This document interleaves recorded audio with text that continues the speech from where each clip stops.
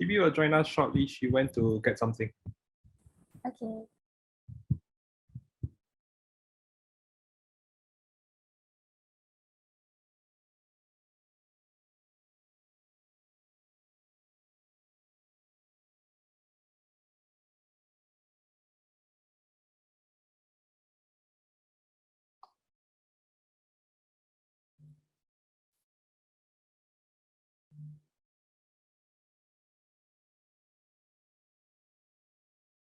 Hi everyone, thank you so much for being here with us today. While we are waiting for everyone to stream in, you can enjoy the house music that we are going to put up for you. And you can also use this time to think of some questions that you'd like to ask our speakers later, and we'll begin shortly. Feel free to also give a short introduction in the Zoom chat. I see some of you saying hello. Hi.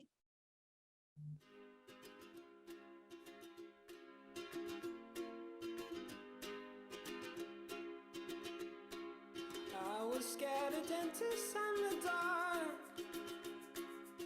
I was scared of pretty girls and starting conversations. All my friends are turning green. Yeah, the magician's assistant in their dream.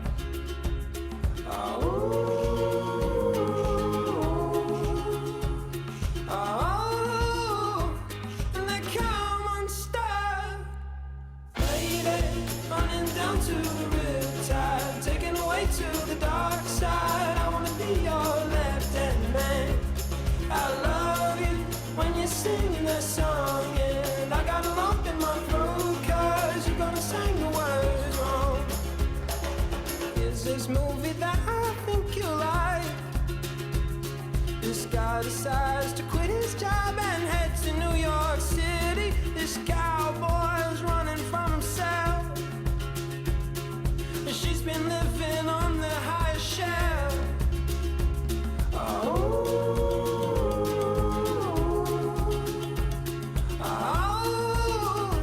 And they come unstuck. Lady, running down to the riptide, taken away to the dark side. I wanna be your left-hand man. I love you when you're singing that song, and I got a lump in my throat 'cause you're gonna sing the words wrong.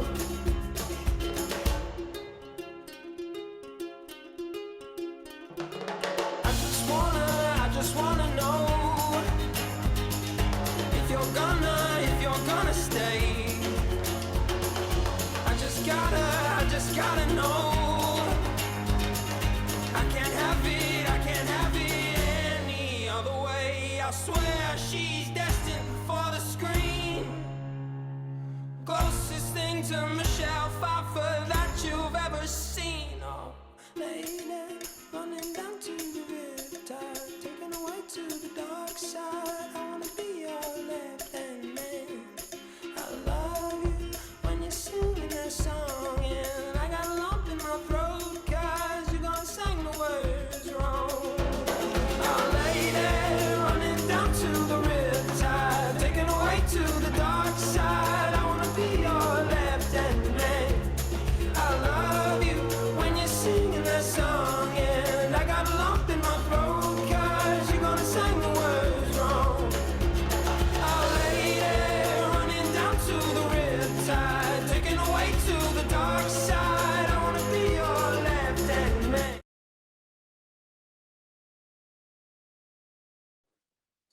Okay, hi everyone. Welcome to Creator's first online event, the Creativity Chat Growing as an Artist. I'm Emmy, the outreach lead from Creator Merge, and together with me I have Ishan, who is the co-founder of Creator Merge. Hi Ishan, and we will be your host for today. So also here with us today are our team members, Wei Ni and Kai Ting. So we are really excited to have everyone here with us today to hear from 4 different local artists in Singapore who will be sharing about their experiences and some tips on being an artist. We are really glad to have friends from all over the world joining us today. So from our local friends here in Singapore to our friends from US, Brazil, Germany, thank you so much for taking the time to attend our event, even though it might be a bit late for you guys there. So let us know where you guys are viewing this from using the Zoom chat. You can just type, oh, I'm from Singapore, I'm from the US.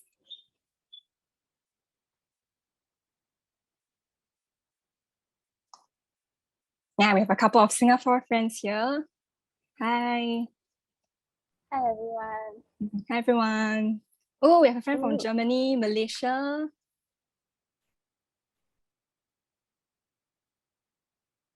Nice. Hi, everyone. Welcome to our event.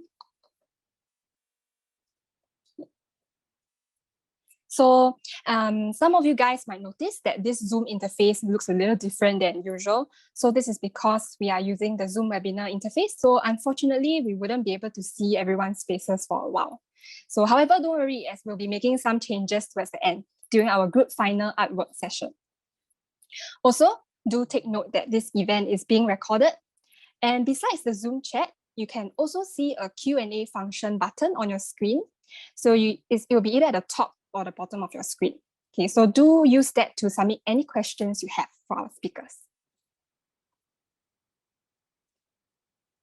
All right, so first up, we'd like to invite Marcus and Ishan, the founders of Wraithdt, to introduce themselves and share more about Wraithdt merch.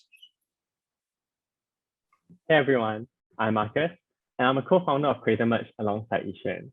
So first of all, I think we're very excited to see all of you joining us. So I'll start by giving a short introduction about Wraithdt. Okay, as I'm sure many of you may still be wondering about what we do. So we aim to provide a one-stop platform for local artists to expand their reach and also build their own brand. So there's 3 pillars as seen. So firstly, we want to provide a space for local artists to consolidate and interact with their fans and other artists. Secondly, we want to connect you to suppliers to transform your art into merchandise and eliminate all the high barriers of entry which may be holding you back from creating merch now. And lastly, we want to help you collaborate with organizations and bridge this gap between artists and the mainstream. So here's what we've done previously. So previously, we have collaborated with 17 local artists, including Phoebe, Joshua, and Gloria, and also many other artists, and I think some of them are in the audience right now, to create merchandise and raise funds for local animal shelter Animal Lovers League. So this collection is still available on our shop, and all proceeds will be donated to ALL. Yeah, so next up, I'm introducing our first feature. So for our first feature, next slide, yeah. Our first feature, which is coming very soon, will allow artists of all art styles and mediums to create a profile on our platform. Then we want to let you guys be discovered and recognized by others in Singapore. So we hope you stay tuned for that and follow us on social media if you haven't to get updates on when the feature is releasing. And if you are as excited about us about building a platform for artists, you can reach out to us on social media. We really like to know more about the problems that you face as an artist or consumer, and also what kind of features or interaction you'd like to see in the future.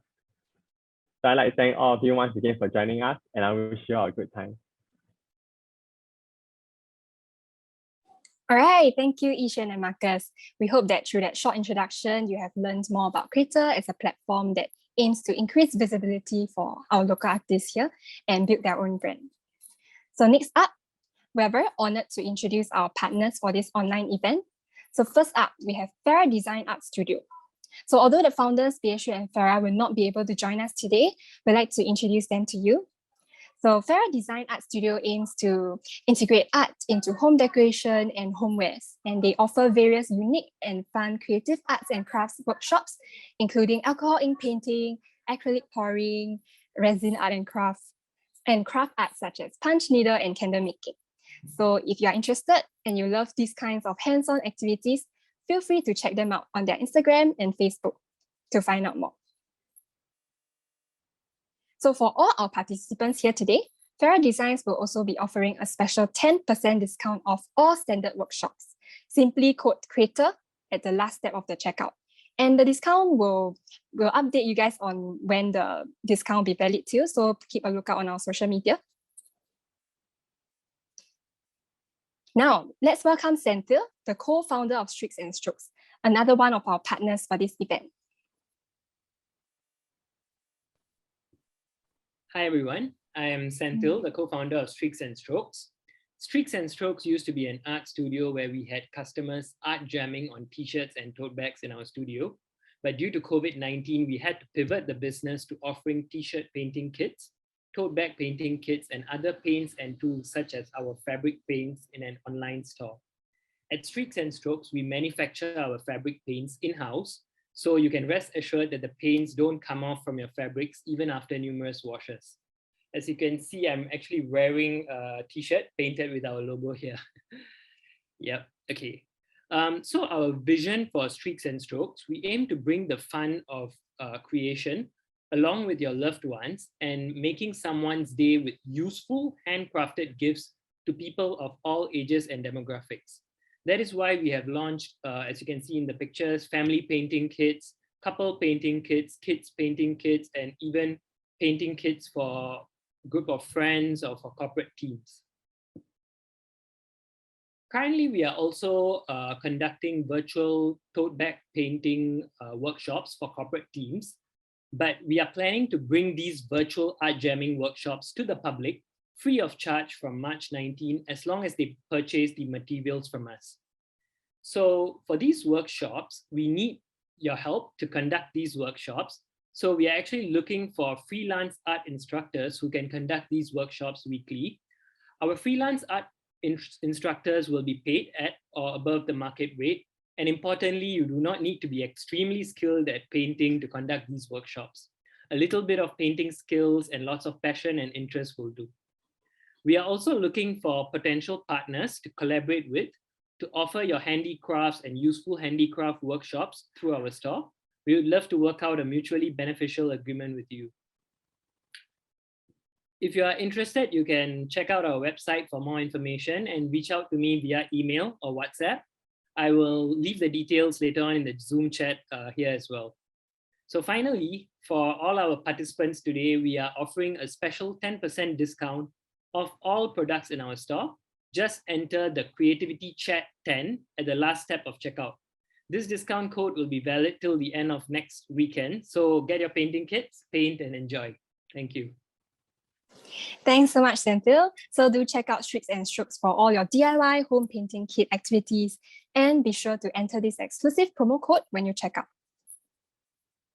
So a huge thank you to all partners for kindly sponsoring our quiz prizes for today.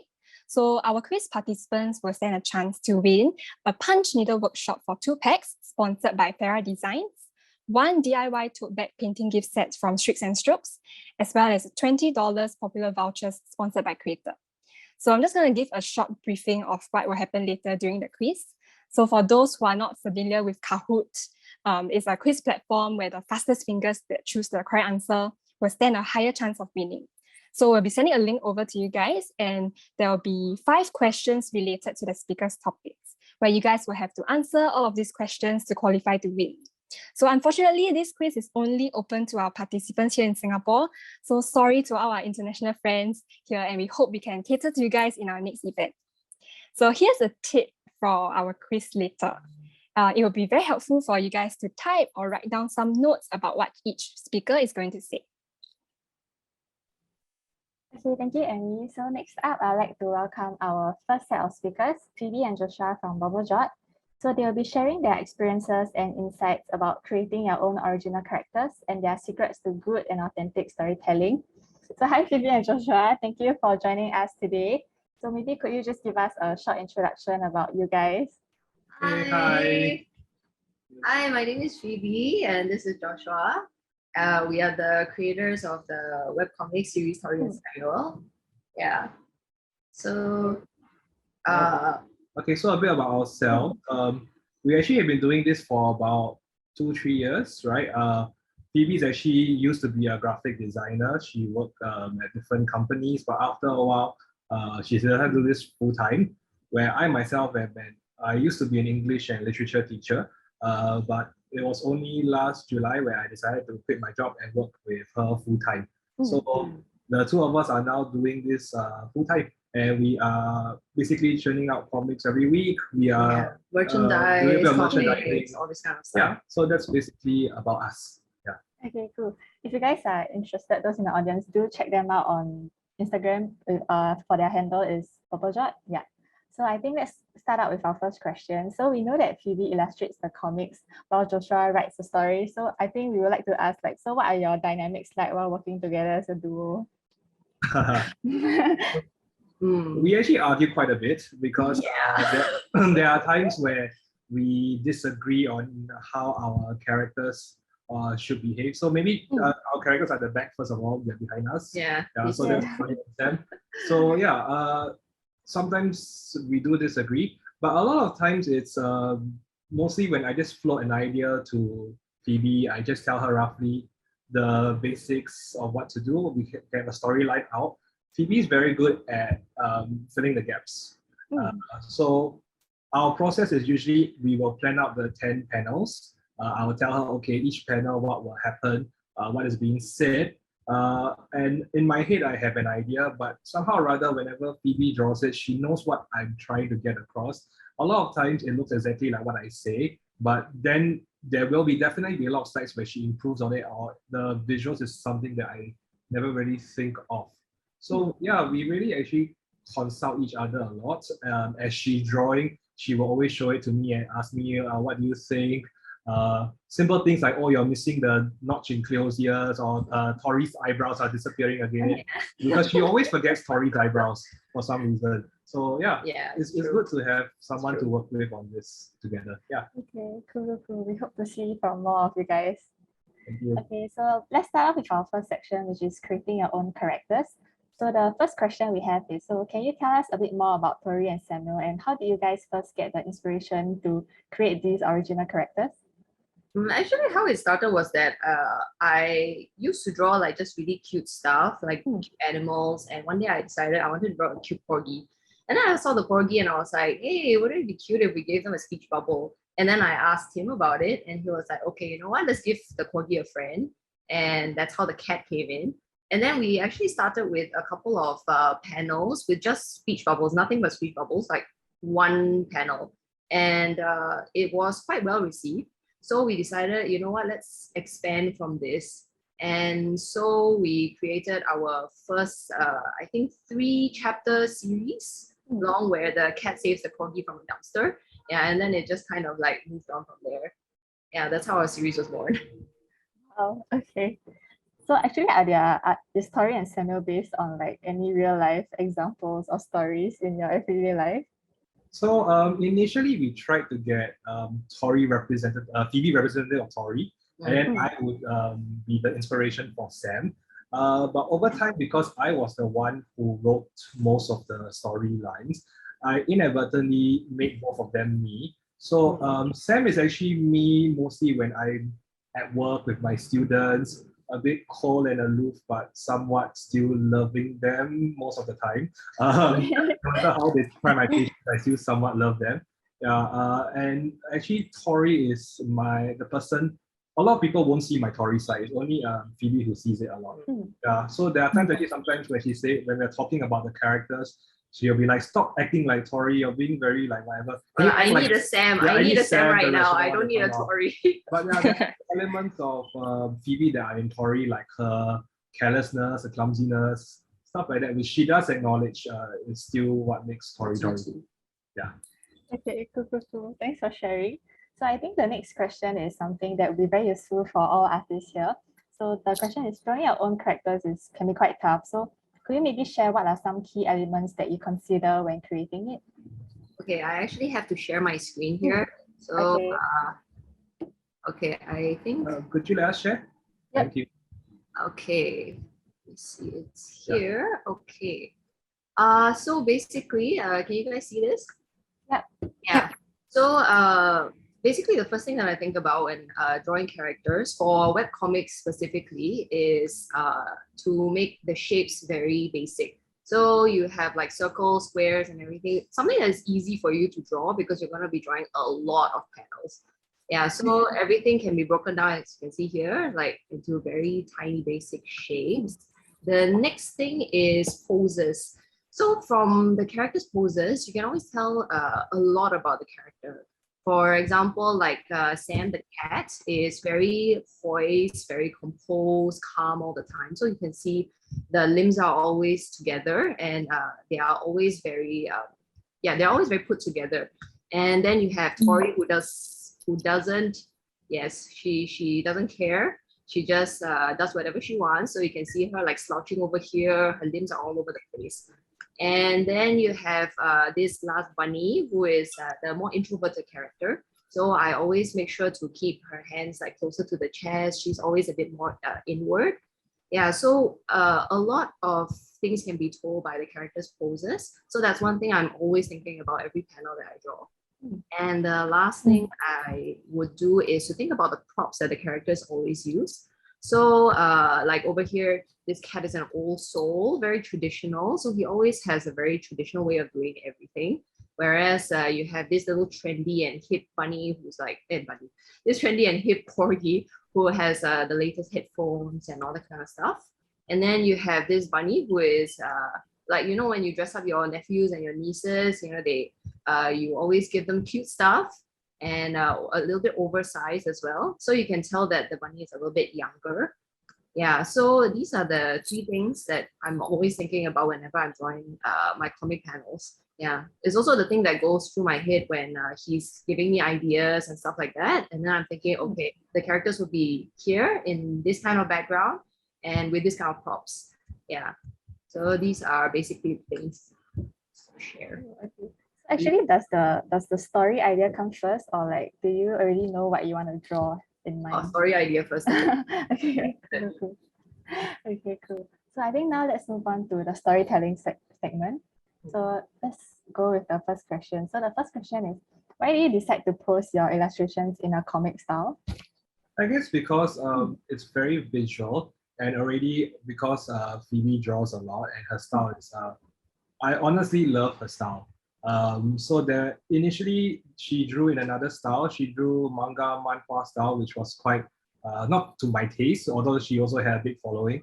But after she started drawing these cute characters, I was like, oh, okay, we really need to showcase them. And we love a comic style because we really can marry visuals with also words and things that we want to say. And we actually settled on Instagram because we do love the fact that Instagram allows us to have the swipe function, and also it gives us 10 panels maximum. So to some extent, it's the finality, it forces you to contain things within a certain number of panels. Of course, there are times where we do less, but the structure helps a lot because there are times we can just run and go crazy with an idea if there were not to be any limitations. So that's why, yeah, the comic style just came naturally to us, especially in the Instagram format. Wow, okay. Will you guys be venturing into like other styles in the future? Maybe. Style is, yeah, possible. Possible. Possible. Okay, cool. We can't wait to see more. Yeah. Okay, so the next question is, what's the secret to good storytelling? Do you have any examples to share, or like maybe some key elements that we should take in mind? So like I said earlier, at the end of the day, it's all about basing the characters on us. So you must make the characters, firstly, something that is very relatable to you. So the characters really need to scream your personality or who you are. So really, it's because we know the characters so well, they are us. A lot of the experiences they go through are very natural, and we know how they will react in a certain way to certain things because that's how we would react. So sometimes I ever ask my wife, like, is this a good reaction? And she tells me like, Tori won't do this. And she tells me why. And I realize, yeah, it's true because that part of me will not react like this. And also because I guess as a teacher, I went through a lot of experiences with many students. So I have a lot of stories to tell. I have a lot of personal experiences.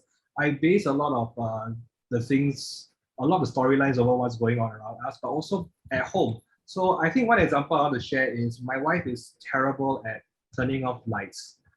When we got married, oh my goodness, when she first moved in with me, she would leave lights on all over the place. Not just lights, even television, fans, everything. Like she leaves the room and everything else is left on. So I was very frustrated at that. And then over time, I was nagging her to do it. And right now, she actually does it. So that was a storyline that we had where Tori always leaves the lights all over the place, and Sam screams at her to turn it off. And like my wife, Tori actually turns it off. But also like my wife, what my wife does is that she turns off the lights whenever I'm in the room. So she will leave the room and she turns off the light, like the kitchen, the toilet, stuff like that when I'm inside. So that was a little twist that we had in that story. So another good thing that we can do also to have a really good storytelling is to always know what is the ending that you want. Like how you want the story to end specifically. Do you want a little twist ending? And dedicate at least 2 to 3 panels to that. And after that, you work backwards. So usually we have the end in mind when we do our storytelling. Yeah. Oh, okay, cool. So I think just now previously you guys mentioned that you guys like come up with content like weekly and stuff. So was there any period in time where like you felt burned out or like you just like felt a bit more like fatigue and stuff? And how do you guys like overcome that? Every day, every day. Oh, no. Oh no. We do actually want to take a break often, but the good thing about Phoebe is that she works hard and she actually amuses herself a lot while drawing. So she actually can sit in front of the TV. Thank God we have Netflix. She was binging Daredevil season 3 the other day, and she will just draw. And I sometimes when we just lie next to each other, I'll be with my phone looking at memes on Instagram and stuff like that. Yeah, and then we just chat with each other while she's working, and that helps a lot, I think, for Phoebe. But also because she's very productive, she actually creates backlogs of comics. So we do have time to just take breaks here and there.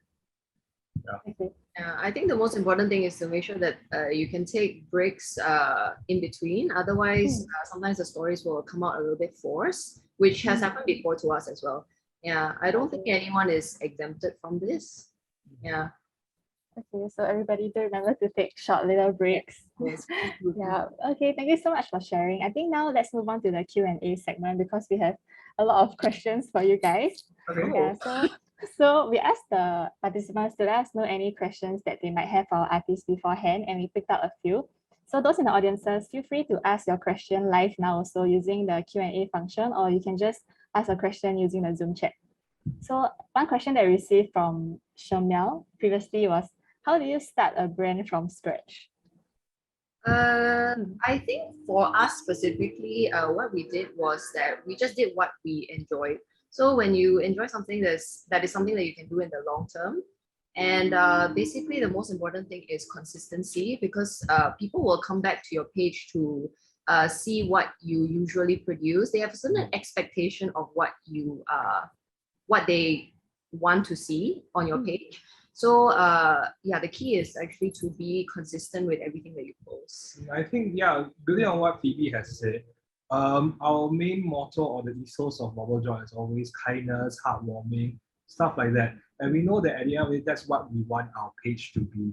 Even before we started Tori and Samuel, we drew cute comics, cute little illustrations, because we want our viewers, our followers, whatever, to come to our page and really feel like it's a place that they can escape. It's a place where they can identify something and just for that moment be happy. Yeah. I think that's what we centered our brand around, and everything we've done ever since that is centered around that idea. Yeah. Okay, thank you so much. So we have another question or 2 questions actually from Guang Wei previously. So thank you for submitting your questions. So yes, 2 questions. One is, how does one start off making online comics, and how does one improve or adapt their own art in order for it to look good for a comic? I think I'll start with starting the online comic part. That one actually anyone can do that. So it all depends on where you want to actually publish your comic. So you have to ask yourself what format is good. If you want a long form format, comic, so you go to Webtoon. If you want something short, precise, you go onto Instagram. So it's all about knowing what style you want, but also knowing what your audience is, who your audience are. Because I know that some people do comics on TikTok, they're aiming at the younger generation. If you launch it on Facebook initially, it's for the older generation. So we did Instagram because that is our generation. Yeah. Sorry, what was the second half again? The second one is, how do you guys actually improve or adapt your own art in order for it to look good in a comic medium?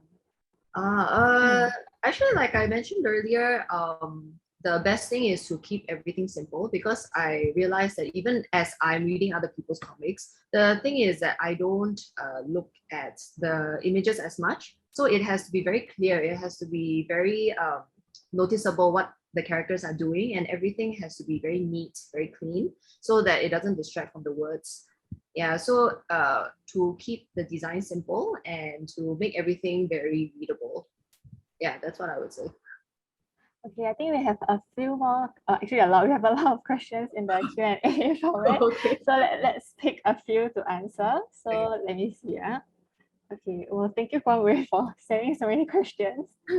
Maybe we'll pick, let's see.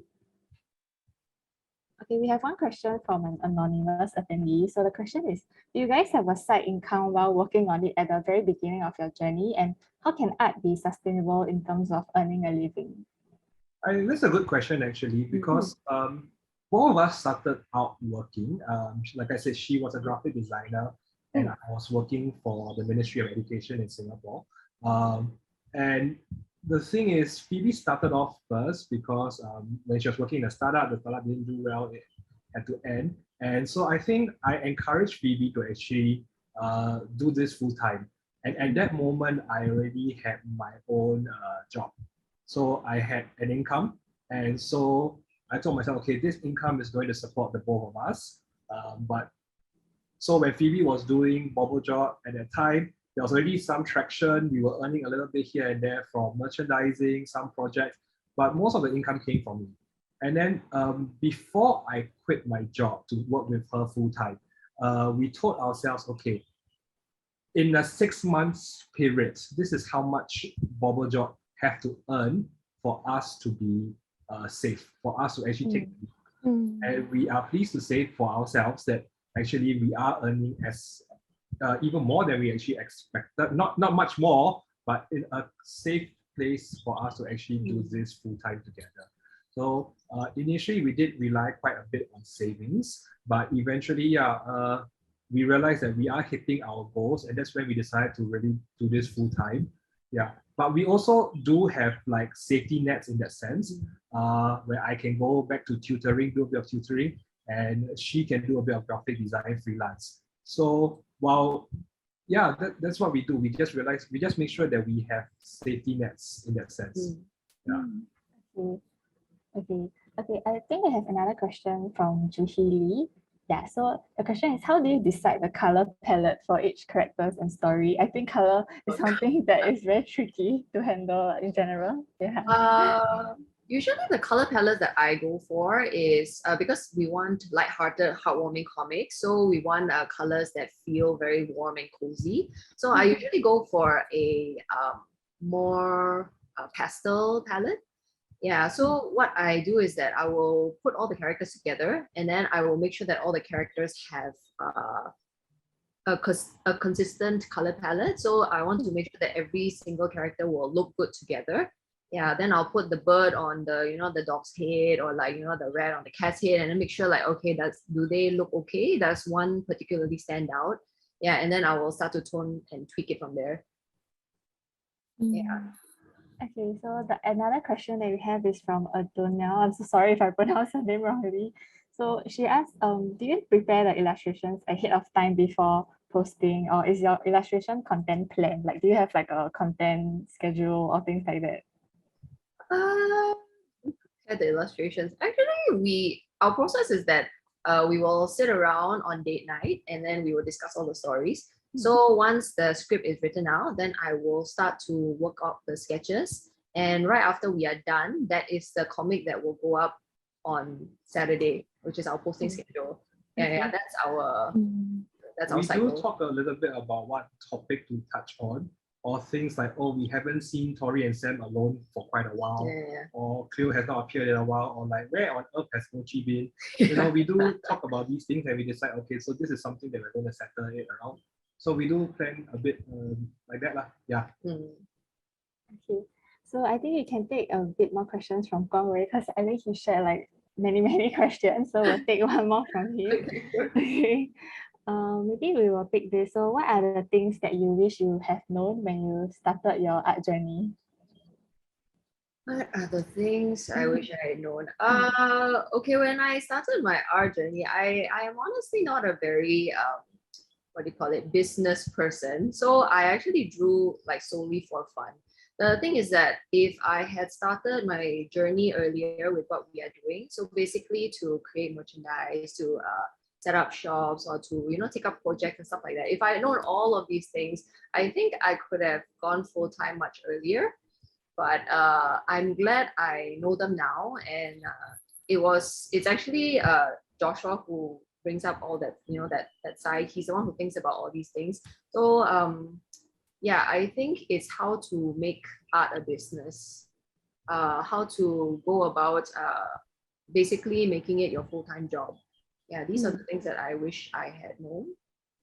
Okay. She used to be doing a lot of things for free or for a very Yeah. cheap pricing. She's not very business minded, so it required a lot of trial and error as a team, and also just speaking to other artists in the scene to help us understand a lot of things better.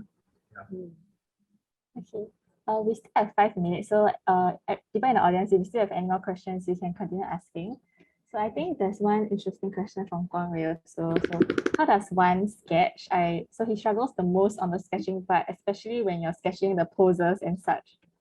Yeah, I actually start with little basic blobs. So like, you'll see the body is one blob, the head is one blob, and then like all these blobs put together, and then it becomes one character. And I will make sure that I will sketch the characters first, and then after that I will sketch out the background so that all the background elements actually sit nicely around the characters. Yeah, so a few things that I look out for is, do they overlap, or like, maybe there's a lamp in the background, does the character cover that lamp? Then I will shift the characters around so that everyone sits nicely and you can see everything that's going around. Yeah, so just to start with very rough placements, and then after that you go to refine it. Maybe you can sketch. Sometimes I even sketch 2 or 3 different panels just to pick one that will be posted in the end. Yeah, so don't be afraid to just, have failed sketches. It's fine. Then you can just move on and sketch something that's closer to what you imagine. Yeah. Okay, I think we have time for one last question. So I'll take another one from Guang Wei again. So so just now you guys mentioned that it's good to like make connections with like other artists. So I think this question is, how does one actually go out and make connections with other artists, especially for those like who might feel a bit more introverted or like have like a bit of a social anxiety? Oh, that's you. Yeah.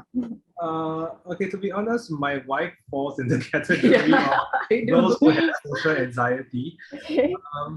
But yeah, I think first and foremost is about just commenting on their artworks, sharing their artworks on Instagram. So like when you post something, you share, and then after that, you just slowly build the connection over Instagram, Webtoon, Facebook first. That's what we did. We slowly started, DMing each other back and forth, getting to know them and stuff like that. We do go for pop-ups and conventions quite a bit also, so we got to know some of them. Yeah, and over time, you get a real deep respect for the artist, and you let them know about it, and then that's when you start to make some meaningful connections. So like for even on the artists in this chat, like we are big fans of Gloria. We actually told her many times that we really admire what she does, so we actually share her pins or we like it. I'm a very big fan of Darren. I actually bought his sketches. I really, really love what he does. Yeah, really awesome and stuff. I was so excited when you guys managed to get him. Yeah, So you can drop him some Q&A questions later. so yeah, that's how we actually really make connections, is to be genuine in how you perceive and receive their artworks. Like tell them how much you admire them, respect what they've done, and share what about their artworks make you happy, and slowly build a connection online, and then if possible have a meetup after that. Yeah, we do that sometimes. Yeah. Okay, thank you so much. I hope that helps, Guang Wei. Okay, so thank you so much, Phoebe and Joshua, for sharing with us. I think that's all the time that we have for this session. So thank you for sharing some of the tips to good storytelling and key things to take note of when creating your own characters. Yeah. Okay. Thank you. Thanks, guys. Thank you, guys. Thanks so much. Okay, thank you, Ishan. So now we will be moving on to our second section. So some of you may know him for his Star Wars art. So we're very honored to have Darren here with us today to share more about his advice on how to collaborate with brands and get them to notice you as an artist. So hi, Darren. Would you like to introduce yourself to our participants? Hello. Hello. Nice to meet you. Thank you for having me.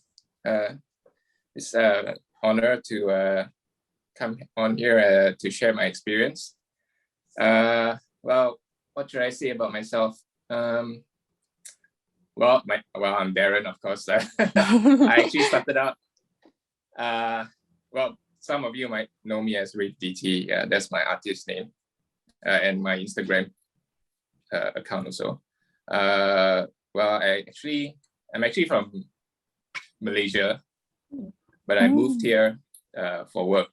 Before that, I was actually I didn't start out in illustration. Actually, I studied 3D animation in Malaysia, and then eventually I continued that in Canada. But then while doing 3D animation, that's when I discovered digital painting. Yeah. Actually, what made you decide to do like Star Wars art? I've always been a Star Wars fan, just plain and simple, right from young. Nice. I've always wanted to draw for Star Wars. That's the reason why I actually... So Star Wars is a big influence in my life. It's the one reason why I wanted to do animation. Yeah, I always remember back in 1997, the special edition of the original trilogy came out in theaters. Yeah, that's when I decided for myself that I'm going to grow up to be at the time, animator, special effects artist. But then later on, I realized that I'm far better at painting and drawing than I am rigging and animating. Even in the 3D, even while doing 3D, I find myself enjoying the modeling and the painting of textures more than the other more technical parts of 3D, like animation or rigging. Yeah, those things I did not like. So because of that, I also discovered digital painting, the magic of digital painting. Prior to that, I have no experience painting one. So I was just drawing with pencils. And then I found out about this cool thing called a tablet, and that you can paint in Photoshop. And actually, I didn't start out with Photoshop. I started out with this thing called Corel Painter. I don't know if it's still being used. I suppose it is. Yeah. So I did that first. So while I was studying 3D, I sort of started doing painting on my own free time, and I ended up just teaching myself how to paint illustration. Yeah. So I didn't go for any illustration course, actually. So, but yeah, go ahead. What's the question? Wow, that's quite admirable. Like you're wondering that what other resources do you have access to at that point? Just go online, and back then it's a lot of forums, art forums, just looking at other people's art, imitating their styles. Last time I had a few favorite artists that I like to imitate their styles, like Craig Mullins or Jason Chan. Those things are those artists. I don't know if some of the viewers here would know them. They are more like a decade or more ago. They were part of like Jason Chan was part of this group called Massive Black.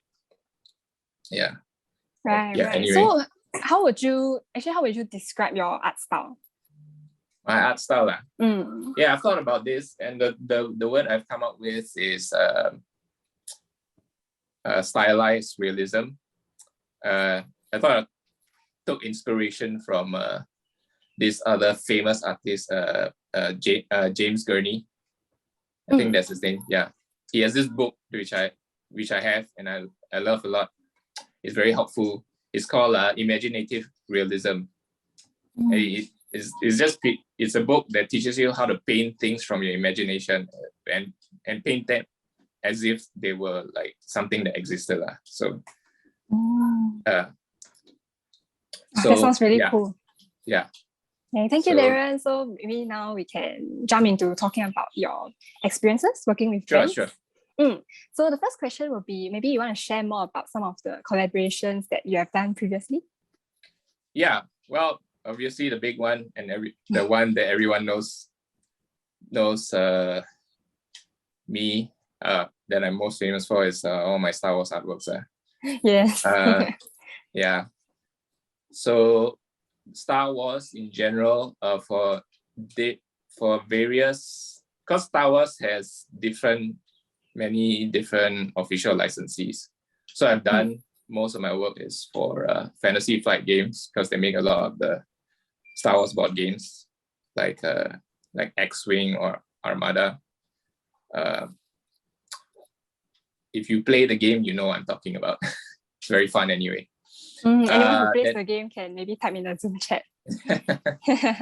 So and I play the games as well. It's a lot of fun. Then for the publisher, the official Star Wars book publisher, Del Rey. Then for art prints and sideshow collectibles. That the image you're showing right now is from is a sideshow collectible art print. Yeah, so they will make, for them they actually specialize in premium format figures for toy collectors, but they also sell art prints on the site actually. So you buy the figure. The idea is you buy the figure and then you buy the accompanying art print to go along with it. So this is one example of such ventures. Yeah. Okay. So maybe you continue. Yeah. Then maybe you can share about this artwork.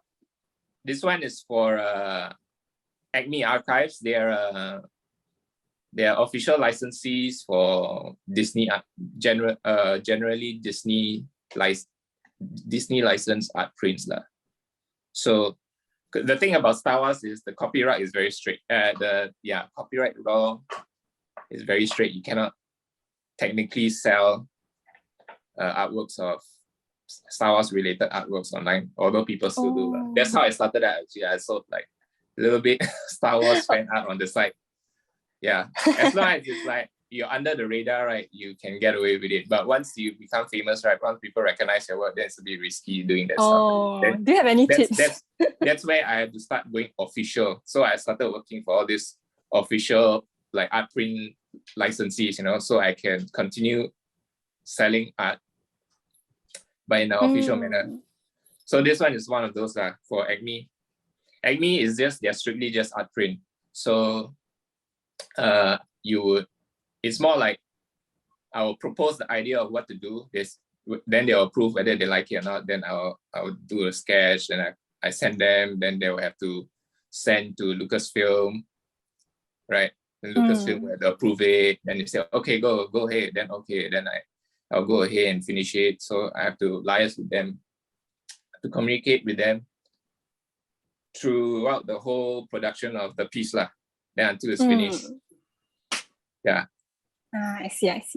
Okay, maybe we can move on to the next question. So how do you get started to work with these brands actually? Or like how do you get them to notice you as an artist?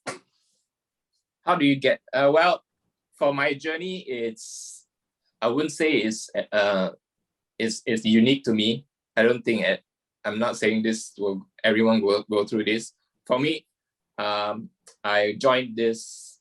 I was fortunate to be part of this local art studio called Imaginary Friends Studios. You might be familiar with that. It's founded by Artgerm, Stanley Lau. Yeah, he's also a very huge, probably the biggest Singapore-based digital illustrator. So I was working with them. I think through working with them, I got the opportunity to work on many different interesting projects, and I was able to connect with those the clients of those projects. So through them, I managed to establish working relationships with some of these clients who I later on, when I left to become a full-time freelancer, I continued to work with those clients.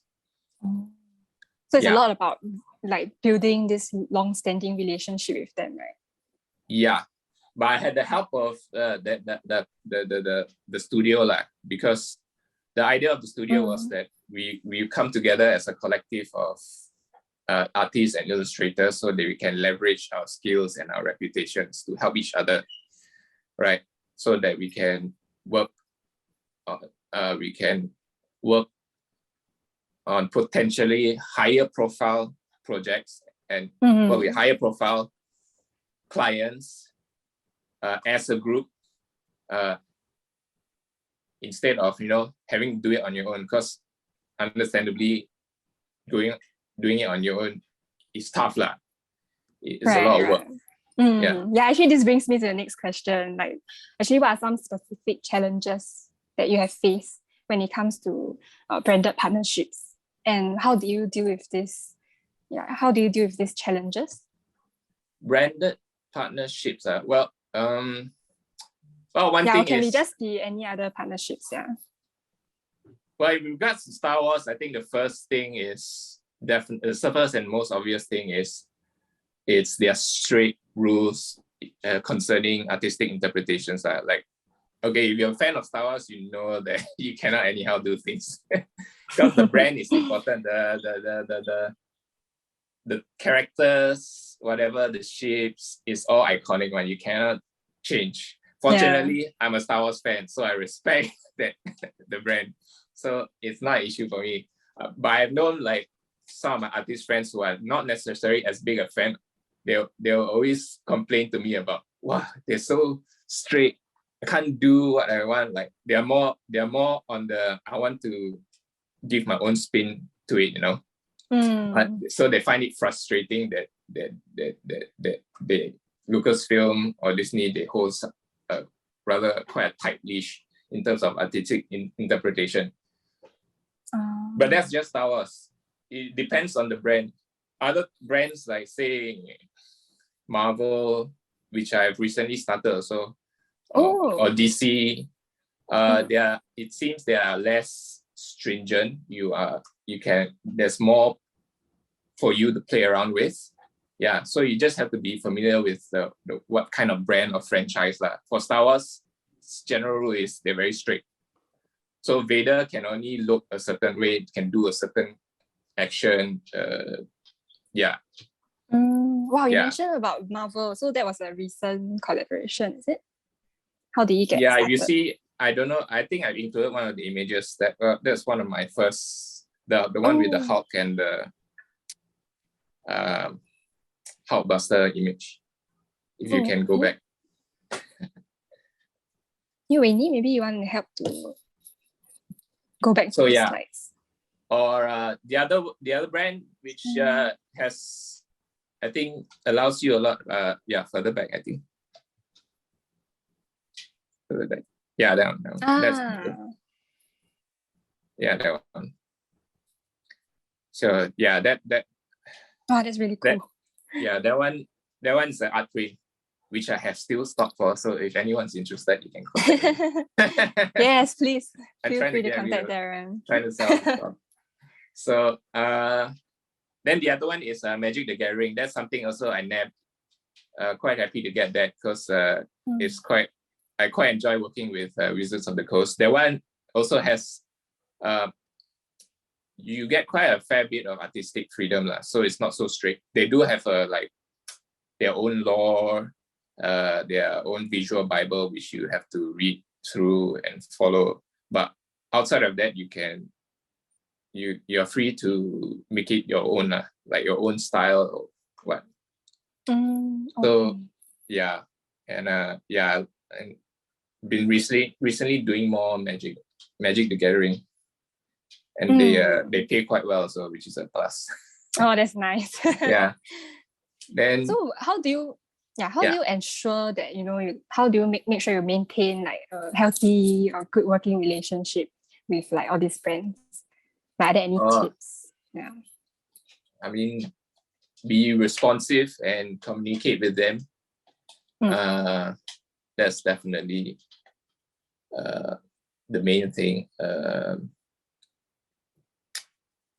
If you think you can't make the deadline, just send them emails. Just say, I'm gonna need an extension. Usually, they plan their schedule where they would have some time allocated for like some buffer time. They will usually have buffer time, and if they don't, they will make it. They should make it. They usually make it clear in the beginning. This one is like rush job, so no buffer time. And if they respect your work, they should like usually pay more for rush jobs. So sometimes I'll think, is this worth my time? Then I'll decide to take it or not. But yeah, so just be responsive to them in your communications. Be honest. Then finish your projects, because I know it's quite annoying if an artist, sort of like non-responsive plus drop the project halfway. I know, but so if you're the artist, as best you can, finish it, even if it means handing it late. Yeah. Okay. Thank you so much for sharing. Yeah. Oh yeah, you wanted to add on? No, then the last part is just related to it. Just don't take on more projects that you can handle. Yeah. So know how to kind of know manage your time, own capacity. And know what you're capable of. Yes. Okay, if you're a thank you fast so worker, much. then you can have more. Yeah. It depends on their working styles as well. Yeah. So actually, we have come to the end of the questions. We will be moving on to our Q&A section. So we have the first question from Gabriel, who is actually joining us from Brazil. So he wanted to ask you a question. He wanted to ask you a question about the software that you use. So do you make use of 3D softwares in your 2D illustration workflow? And if yes, which one? Rarely, but when I do, in the past I've used ZBrush, and only if the client provides me like with a 3D model base for me to use, because it's very hard to look for one online, unless you're willing to pay and I usually just do it. I usually use 3D models for like if I have to draw a ship, like Star Wars ships, because I find it a lot more work to construct the ships. If I have like a 3D model, it makes the job easier. If I have a lot of time, then I'll draw the ships from scratch. But usually for jobs, I try to save time. Okay, I understand. Thank you. So we have another question from Joan Fu. So how do you have a job in illustrations? Like can you bring us through how you break down a job assignment? Like how is it rated? Okay. Well, usually, for me, is the client will send me an email, or they'll contact me either by email. Email usually if it's like a client that I'm already working with. But if it's a new one, they will contact me on Instagram or Facebook or even ArtStation. They'll ask me if I'm free for a commission, then I'll decide whether I want to take it or not. And then we'll decide on the rate to find out. Actually, the rates are usually, depending on clients, some clients, they're non-negotiable and you have to go with their own rates. Other clients, they can really negotiate with you. So once I'm happy with that, then we will set like the schedule, what's the deadline, and then what are the deliverables. Usually it's the deliverables is like sketch. They want to see a sketch, then they'll approve the sketch. Then usually after the sketch, they want to see like a work in progress color. Then once they're happy with that, then you can just finish it off. So it's like a 3-step thing. three-step feedback process usually lah. Sometimes if I work with the client for a very long time, they are very used to me, right? It's two-step only, just sketch, okay? And then after sketch approved, then just all the way to final because they are confident with the result that I deliver lah. I see. Yeah. Okay. For the audience here, you have any Q&A questions, feel free to, if you have any questions for Darren now, feel free to use the Q&A button to send in your questions. Okay, let me see if there are any new questions. Okay, I think we just had a question in that's asking, do you have any tips for gaining more traction for your Instagram account? Like getting more followers or Getting more followers. Collaboration projects. Well, I can only say the obvious things which I myself am very bad at because I'm not even sure I'm the best person. You probably should ask Phoebe and Joshua or the other artists on this kind of. but yeah, the consistent. You have to work the algorithm. To put it bluntly, it's just getting more. How you're gonna get more eyes on your work. So it's like assuming you're doing pretty decent work already, right?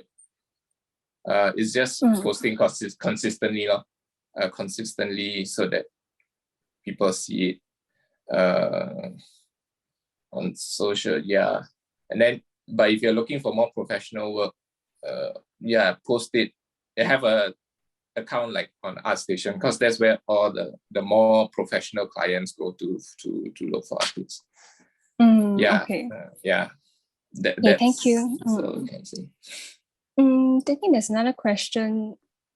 Not sure if it's relevant, but maybe like how does one from an anonymous attendee with a question here? So how does one stand out like among competition because there are like so many illustrators out there? How does one stand out? Yeah, like let's say like among artists who also does like Star Wars art.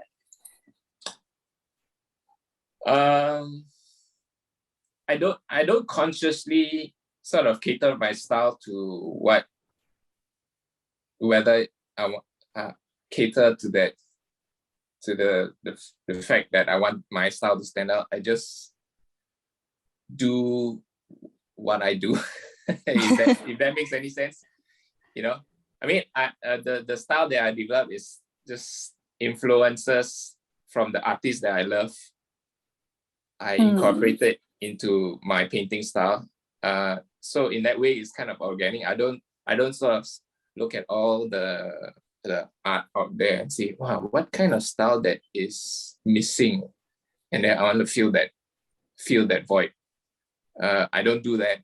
I'm not saying if you want to do that, I'm not saying that it's wrong, but I personally don't do that. So it just so happens, I guess, my style seems to resonate with fans, some people. So I'm happy that I have people who are fans of my work. Nice. Okay, maybe we have time for one last question. So what are some common mistakes that you have seen artists make? Oh, yeah, common mistake in terms. Can you be more specific? Maybe in terms of like building their branding. So of course, just now you mentioned that I think different people work with different styles. So some of them they might get inspiration from others. Some of them trust their own styles more. But do you feel like there are any mistakes that you have seen other artists make? I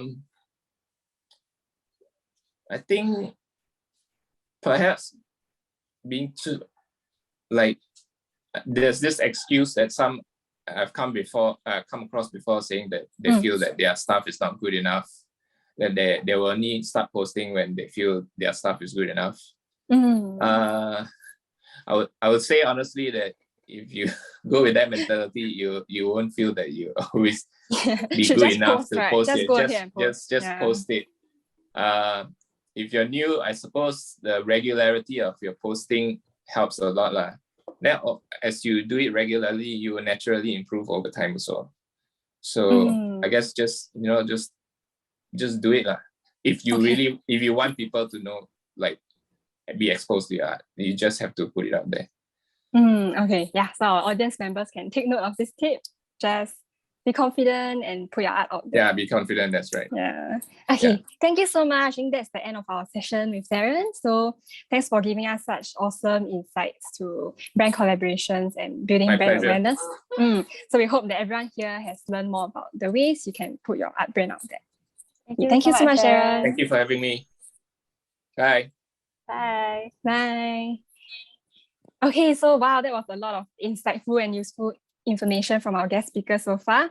So for our audience here with us, I'm sure some of us might have been sitting in front of our devices for quite some time. So you can take this time to do some light stretching, loosen up a bit.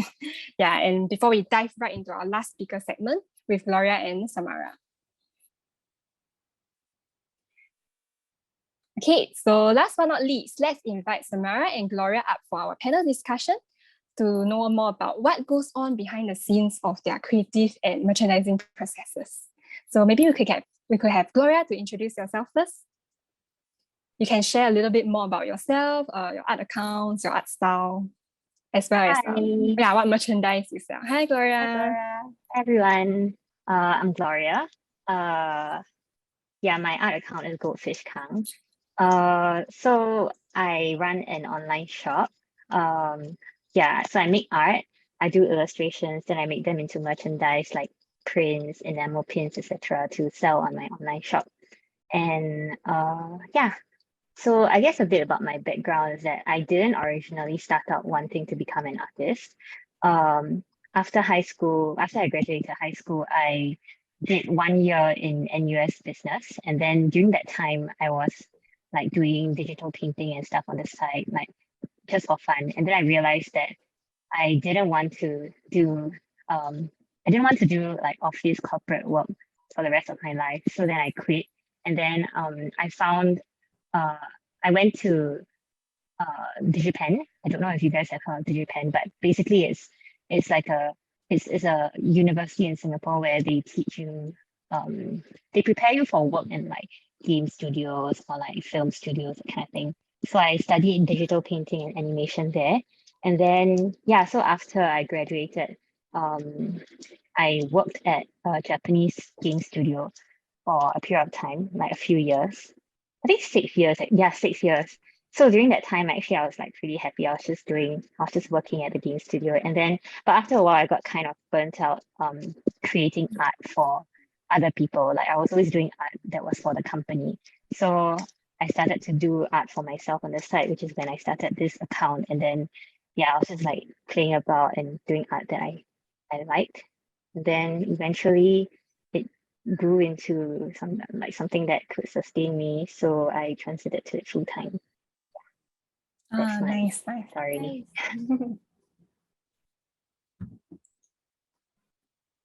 So what are actually, maybe we can get Samara to introduce yourself also. Hey everyone.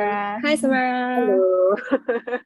Hi, I'm Samara. My Instagram handle is Samarasketch. I'm also on like multiple other platforms. They're all like Samarasketch. So basically I draw mainly like superhero stuff, as you can probably see. Mainly DC stuff, but also like other like franchises and stuff. So unlike Gloria here, I'm still full-timing and I'm not really like a professional in that sense, where I'm drawing for other companies or what. I'm mainly drawing for myself and the other fans who are out there and who love the same things that I do.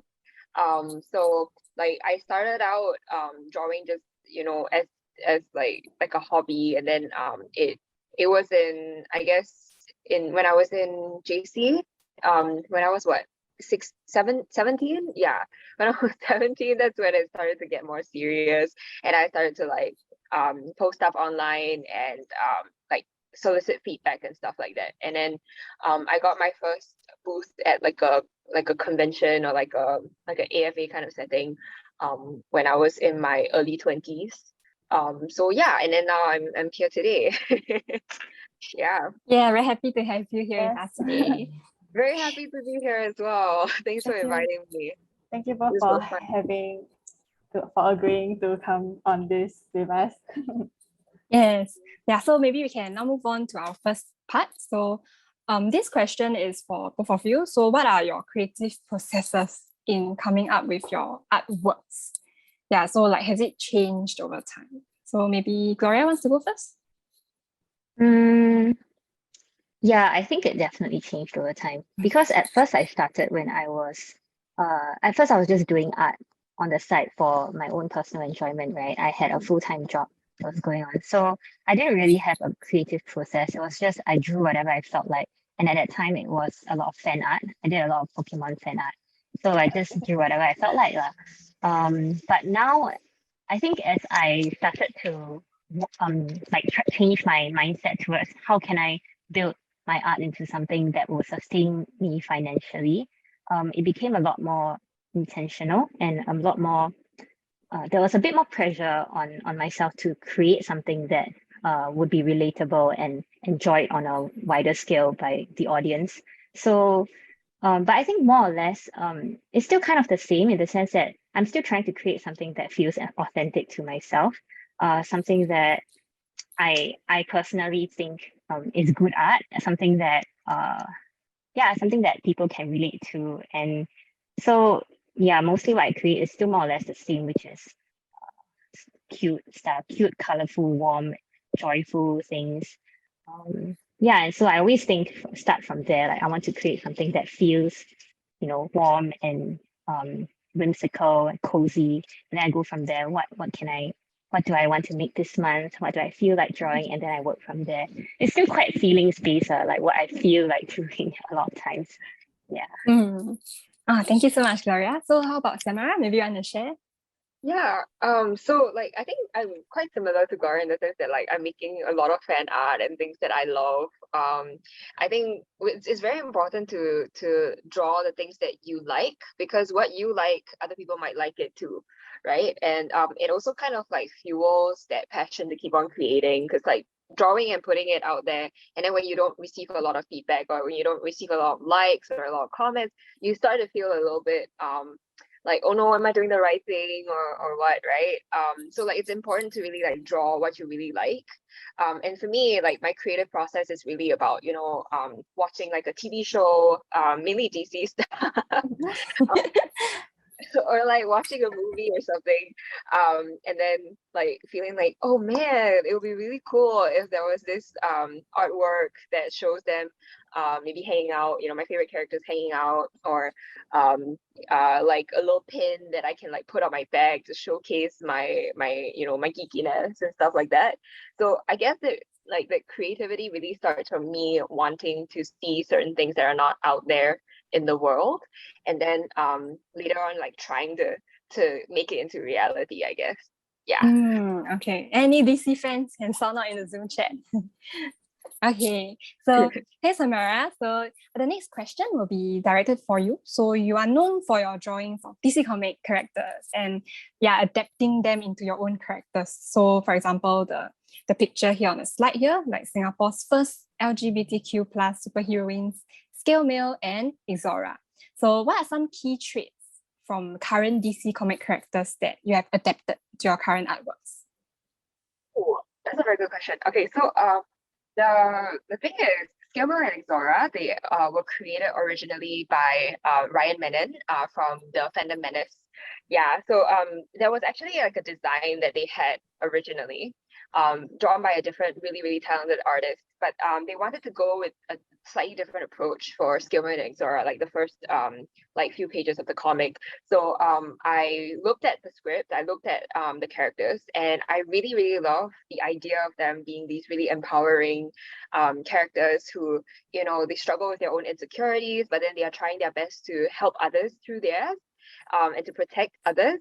And I think that's something that is very quintessentially DC superheroes, or like superheroes in general, right? Like always trying to go out there and like save people, but also like help them mainly. And for this particular like Scale Mail and Exora, this particular issue, I actually requested Ryan if I could redesign the characters a little bit, like make them a little bit more fashionable, a little bit more trendy-ish, and then like give them more colorful outfits and redesign their uniforms. And Ryan was very nice. He said yes. So like one of my most favorite things about that, like the design is for scale mail, like she has this like armor plating because she's actually her design is inspired by the pangolins, right? And they have these scales. And I thought like, whoa, wouldn't it be really cool if she had like scale armor and then it's like glittering and gold and like shiny and stuff. And that was also partly inspired by Wonder Woman 1984, her golden eagle armor. But I wanted to make it a little bit more like, pangolin-ish. So like the shapes of the armor are a little bit different. But I think ultimately the main thing that really inspired me and like helped me to create these like outfits and these like character traits is really just the whole essence of superheroes being something that, supposed to inspire others. I think I don't know whether I answered it right. Yeah, you did. Cool. Don't worry, Okay, thank there's you. no right or wrong answer. Yes. Okay, so I think the next question is directed to Gloria. So we really love your pin collections, like you have so many of them.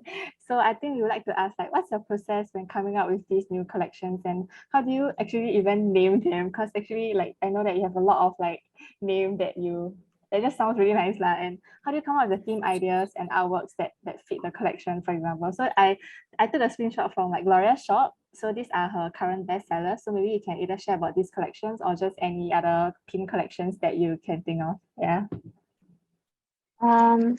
Okay, yeah, new collections. Mm.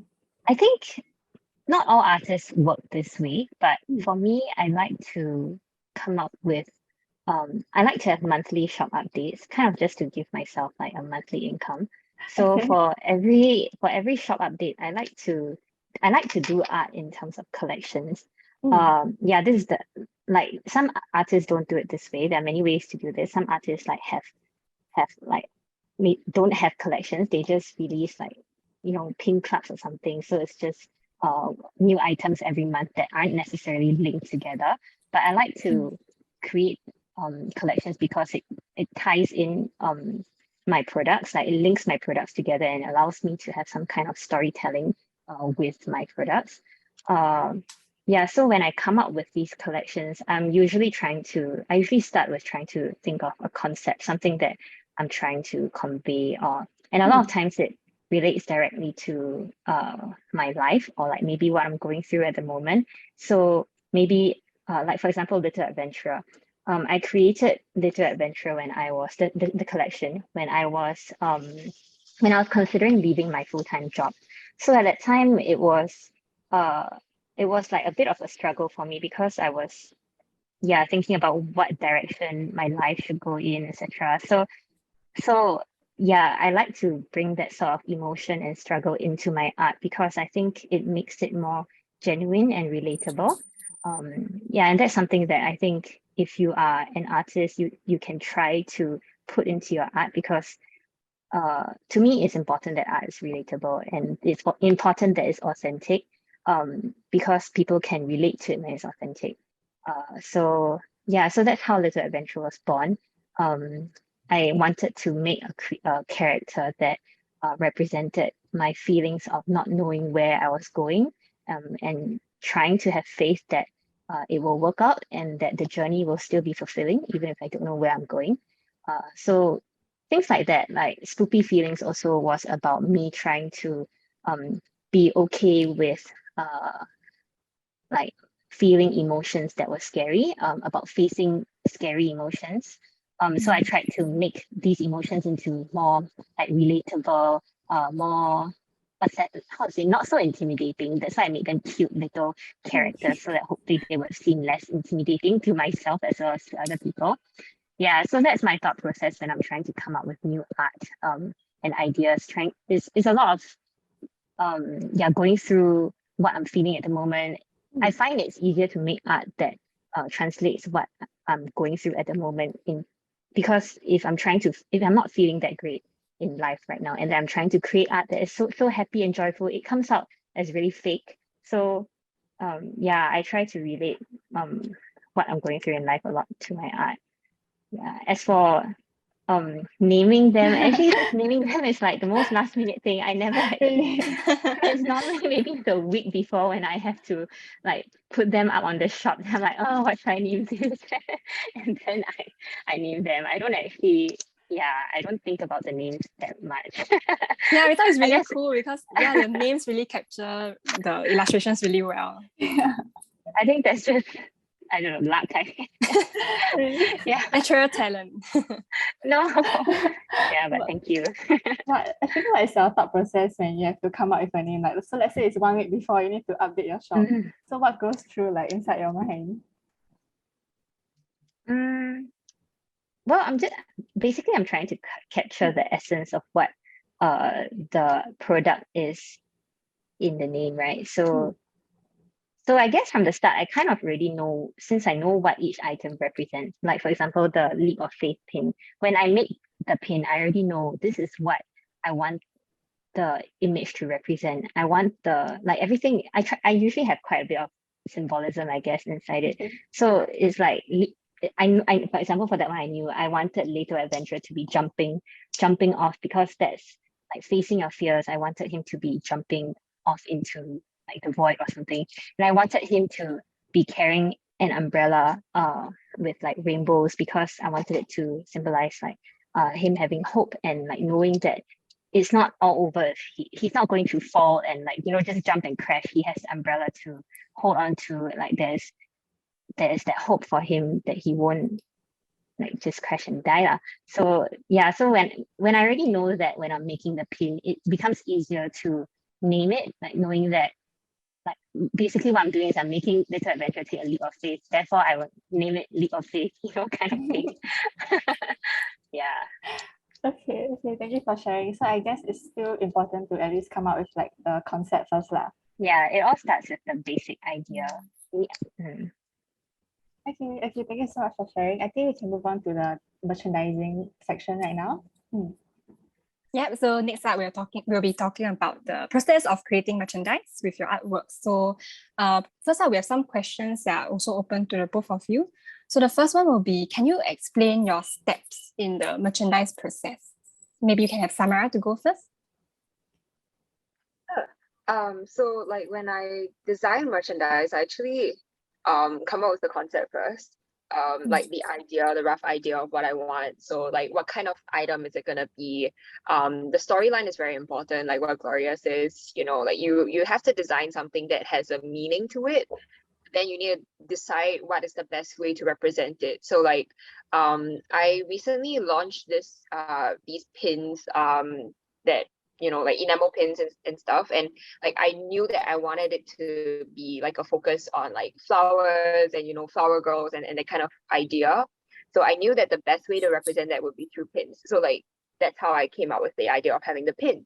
And then after that, I had to do some research on how to make them into pins, finding the right supplier, what kind of files do the supplier want, do they need, and then like designing according to that.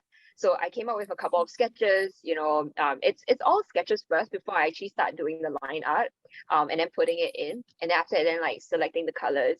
So it's kind of like a series of steps that you have to take before you get into like finalizing the artwork and then sending it to the supplier. But finding the right supplier is very important, because there are some suppliers who require you to send in all your like working files, and your files need to be formatted properly, right? But because I'm still pretty new to all this, I need to find a supplier who can help me with the design as well.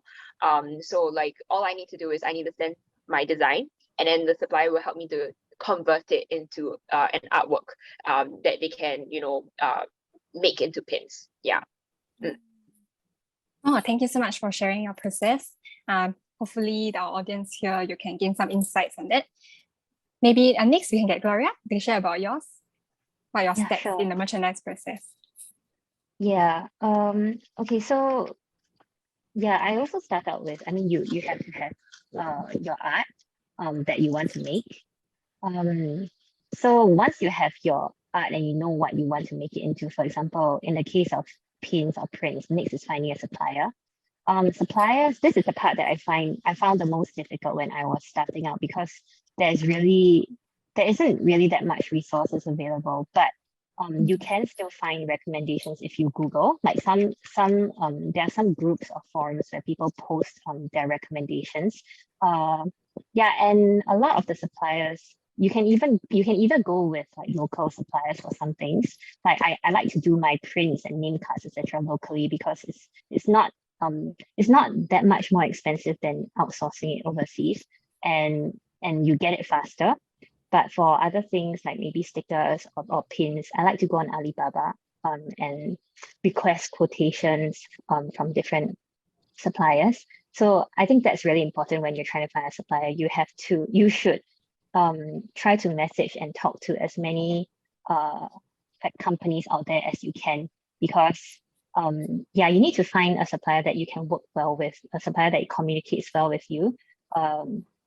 Yeah, and it's also just better to know what the market rate is, generally what each company's minimum order quantity is, etc., that sort of thing. And yeah, so after that, it helps you make a better decision on choosing a supplier. Yeah, so after then there's the back and forth. Some of them want like samples, etc. Some places will allow you to request samples, some don't. Yeah, so after a lot of back and forth, then usually you get the production in process, and then yeah, you get your merchandise. And sometimes it doesn't come out the way you want it to, and then you have to look for another supplier. But I think that's very common. You just start again. Yeah, but if you're starting out, I think Googling for recommendations will really help. That's how I did it. And I recommend creating an Alibaba account to message suppliers. And don't be afraid to talk to lots of people on Alibaba. A lot of them are very responsive and willing to help with a lot of your questions.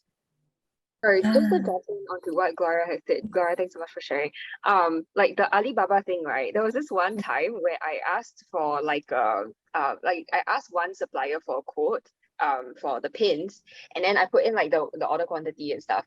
And then after that, I didn't realize that I had accidentally pressed this button called request for quotation, RFQ. And apparently what a request for quotation thing does is that it actually sends your request to a lot of different suppliers who also supply the same thing. And like that's a useful tool, because then you get a lot of quotations from different suppliers, and then they'll message you. There are those who are really, really excited to work with you, and then they'll message you, they'll send like pictures and stuff. That's how you get to know about all these suppliers. It's first by like finding that one example and then like branching out from there. Yeah, so like don't be afraid to send out these kinds of requests, and don't be afraid to like turn anyone down. I think everyone understands that they're not going to get every single business that they look for out there. So yeah, I think that might help you to get started with finding the right supplier. Yeah. Maybe a question I think for this slide here is more of like the entire behind the scenes of running an online shop, rather than just the merchandising part, in case any of you are interested. Yeah. Should I elaborate on this? Yeah, sure. You can maybe just share with us about the whole process on the slide, or any important things. Yeah, so we talked about the creating art part, and then the sending for production. Afterwards, when you get when they ship out your items and you receive it, that's when you prepare the products for sale. So yeah, a lot of stuff goes into that. Photography of the products, checking quality, counting on inventory, designing your packaging, preparing marketing materials, preparing our shop listings. All this has to happen before you can actually launch it on the site. So all this is actually really, really time consuming. I spend a lot of time on this. Maybe I think 50% of my time is spent on this. And then afterwards, then you launch it. And after you launch, that's when you need to handle like packing orders, liaising with your fulfillment company, arranging pickups. And then there's customer service as well, which is when maybe people didn't receive their items, or they have a defective item, and that's like handling customer inquiries. So all this is actually ongoing. So because like I mentioned, I like to have a monthly shop update, right? Which means that at any one point in time, I'm doing every single step at the same time in order to keep things moving for the next month.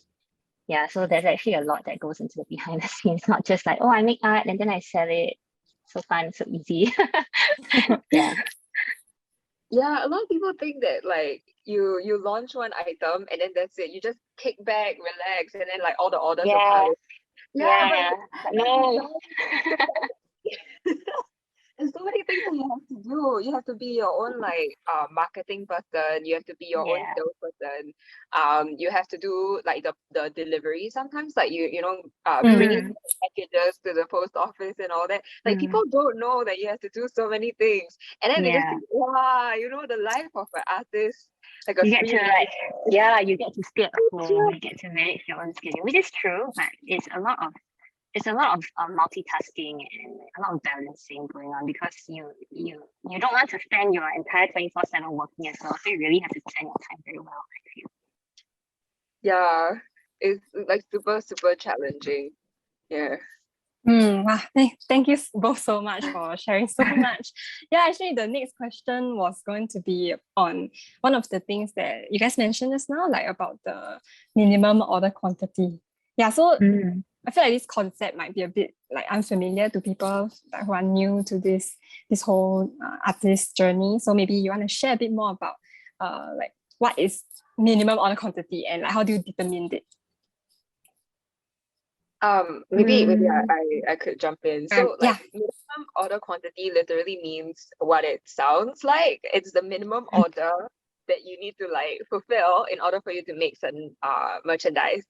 So like the reason why a lot of suppliers have this is because they actually need to put in a lot of like investment or like a lot of effort to make that one product. But from there, the mass production is a lot easier. So like you gotta, there is this like minimum order that you need to put in order for the price that they quote you to be reasonable in that sense. Yeah. So like it's a whole like economy kind of thing. What was this? Economics? Yeah. Economies of scale.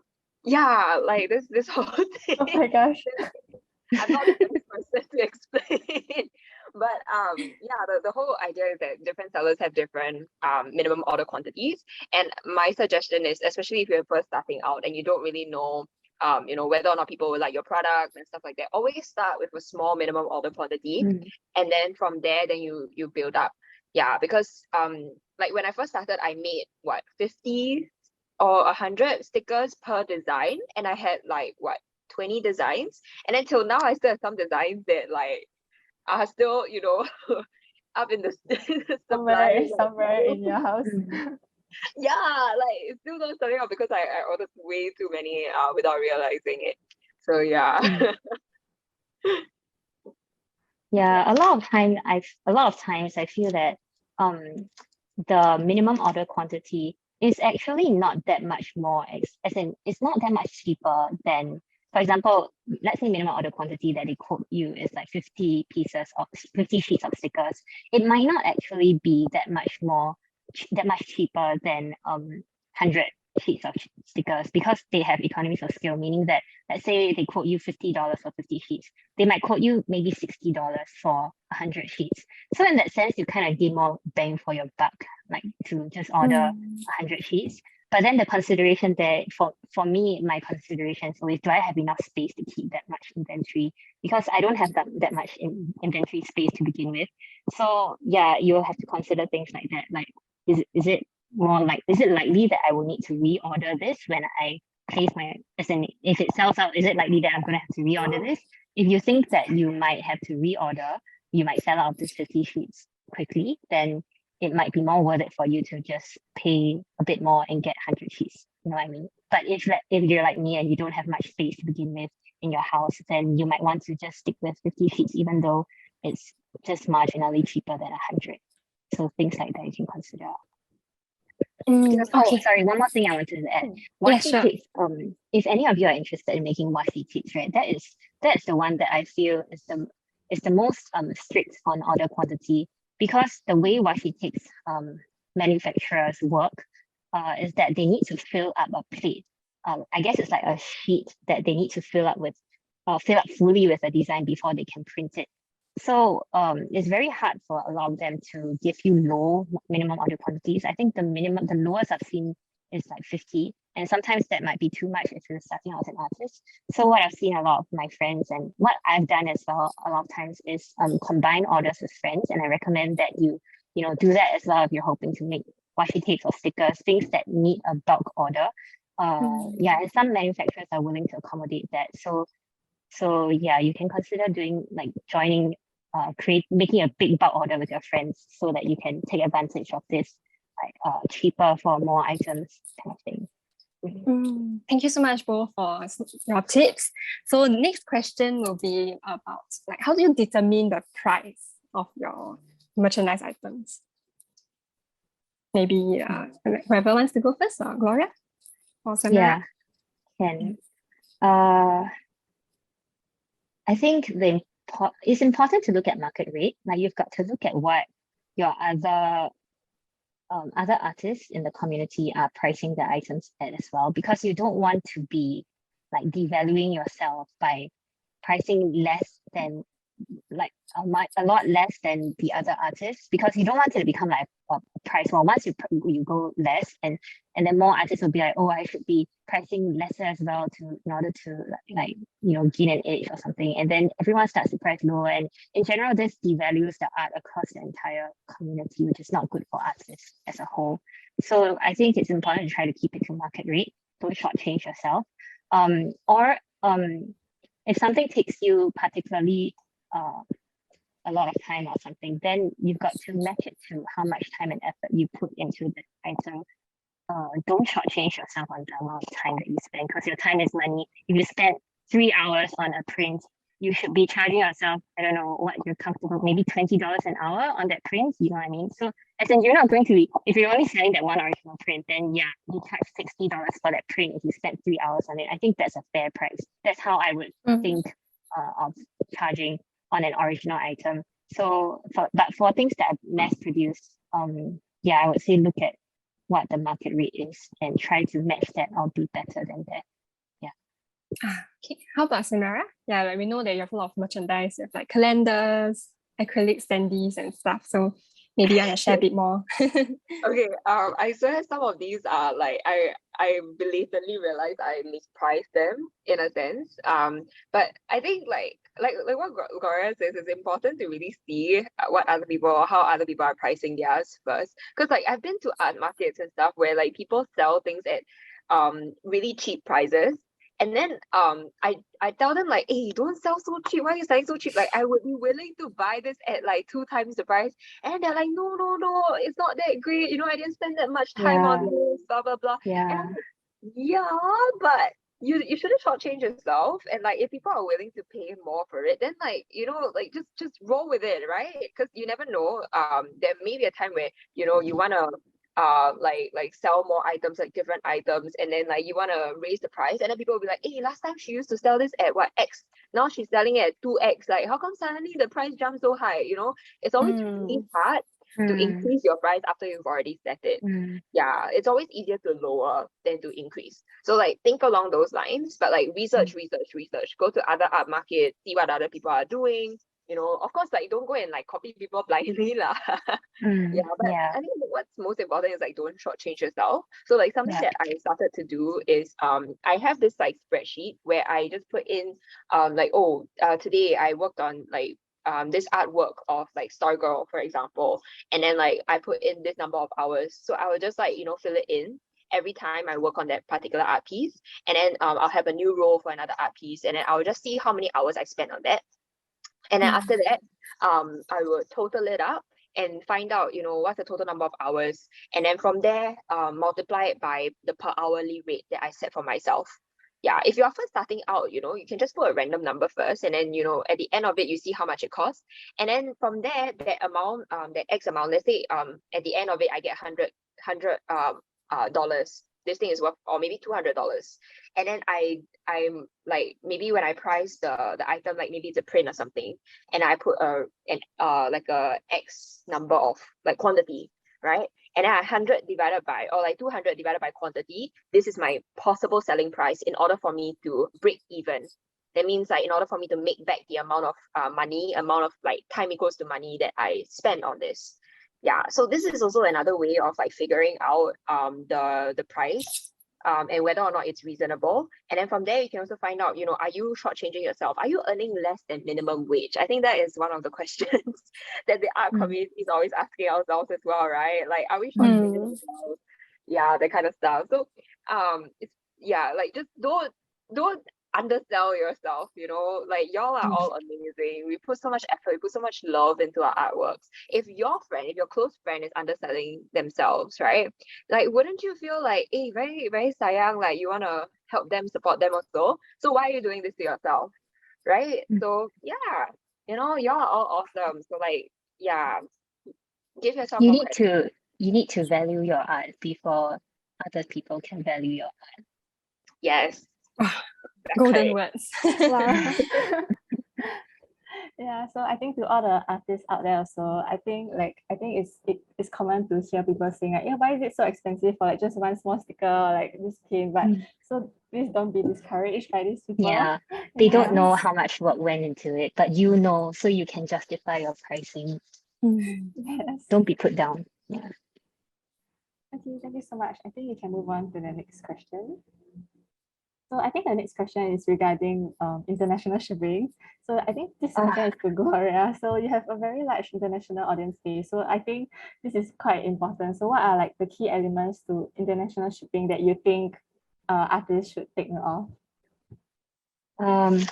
Okay, first of all, don't be discouraged by international shipping.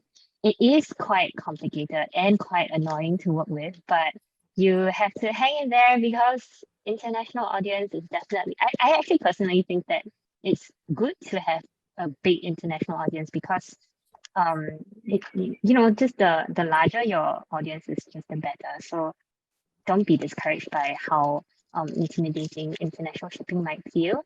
I guess the key elements that you should take note of is whether or not you want to offer tracked shipping. This is the part that I get a lot of questions on, like, should I just go with cheaper untracked shipping, or should I make my customers pay more for tracked shipping?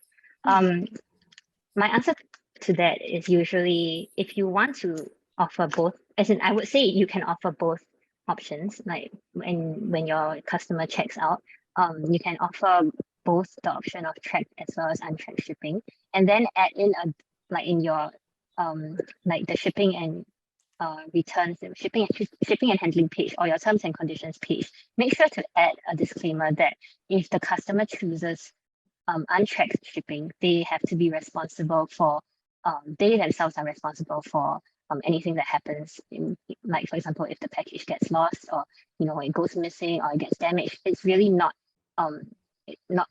your fault anymore because they chose to have untracked shipping. So at least that way you sort of like cover yourself and you don't expose yourself to any unnecessary liabilities. Yeah, that's what I feel is the most important. Making sure that you're not at the mercy of your customers all the time. Yeah. And I guess when you do grow bigger and you need if you need like a proper shipping solution. Okay, so when I first started out, right, I used to lug my packages to single post to the post office, and then I would like have this big bag, and then I would hold up the queue there, getting the person to help me like label all my packages, etc. So eventually I was like, okay, this is not sustainable. It's not great for everyone else who goes to that post office.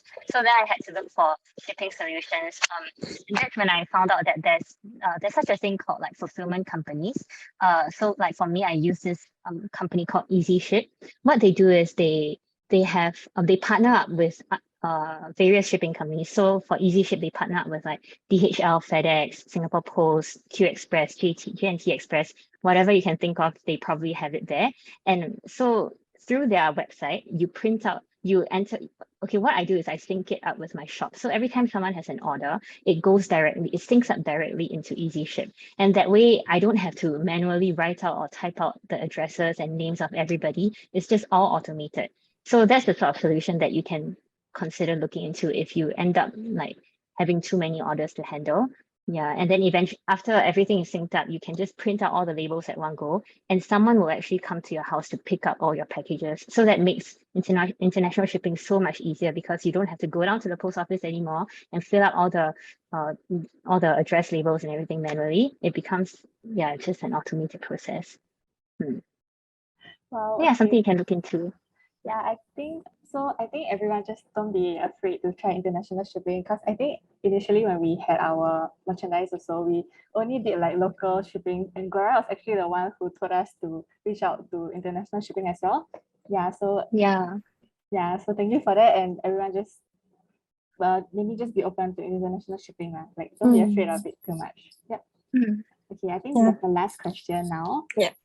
Yes, our last question will be for Samara. So we know that your shop offers many different types of merch. So we were wondering, are there some merchandise that you feel work better on different platforms? Like, for example, online versus offline? And how do you ensure that there's not a lot of over storage or under storage? Sorry, I just realized I was muted. No worries. Yeah, it's a Zoom thing. Anyway, very good question. So I do offer a lot of stuff.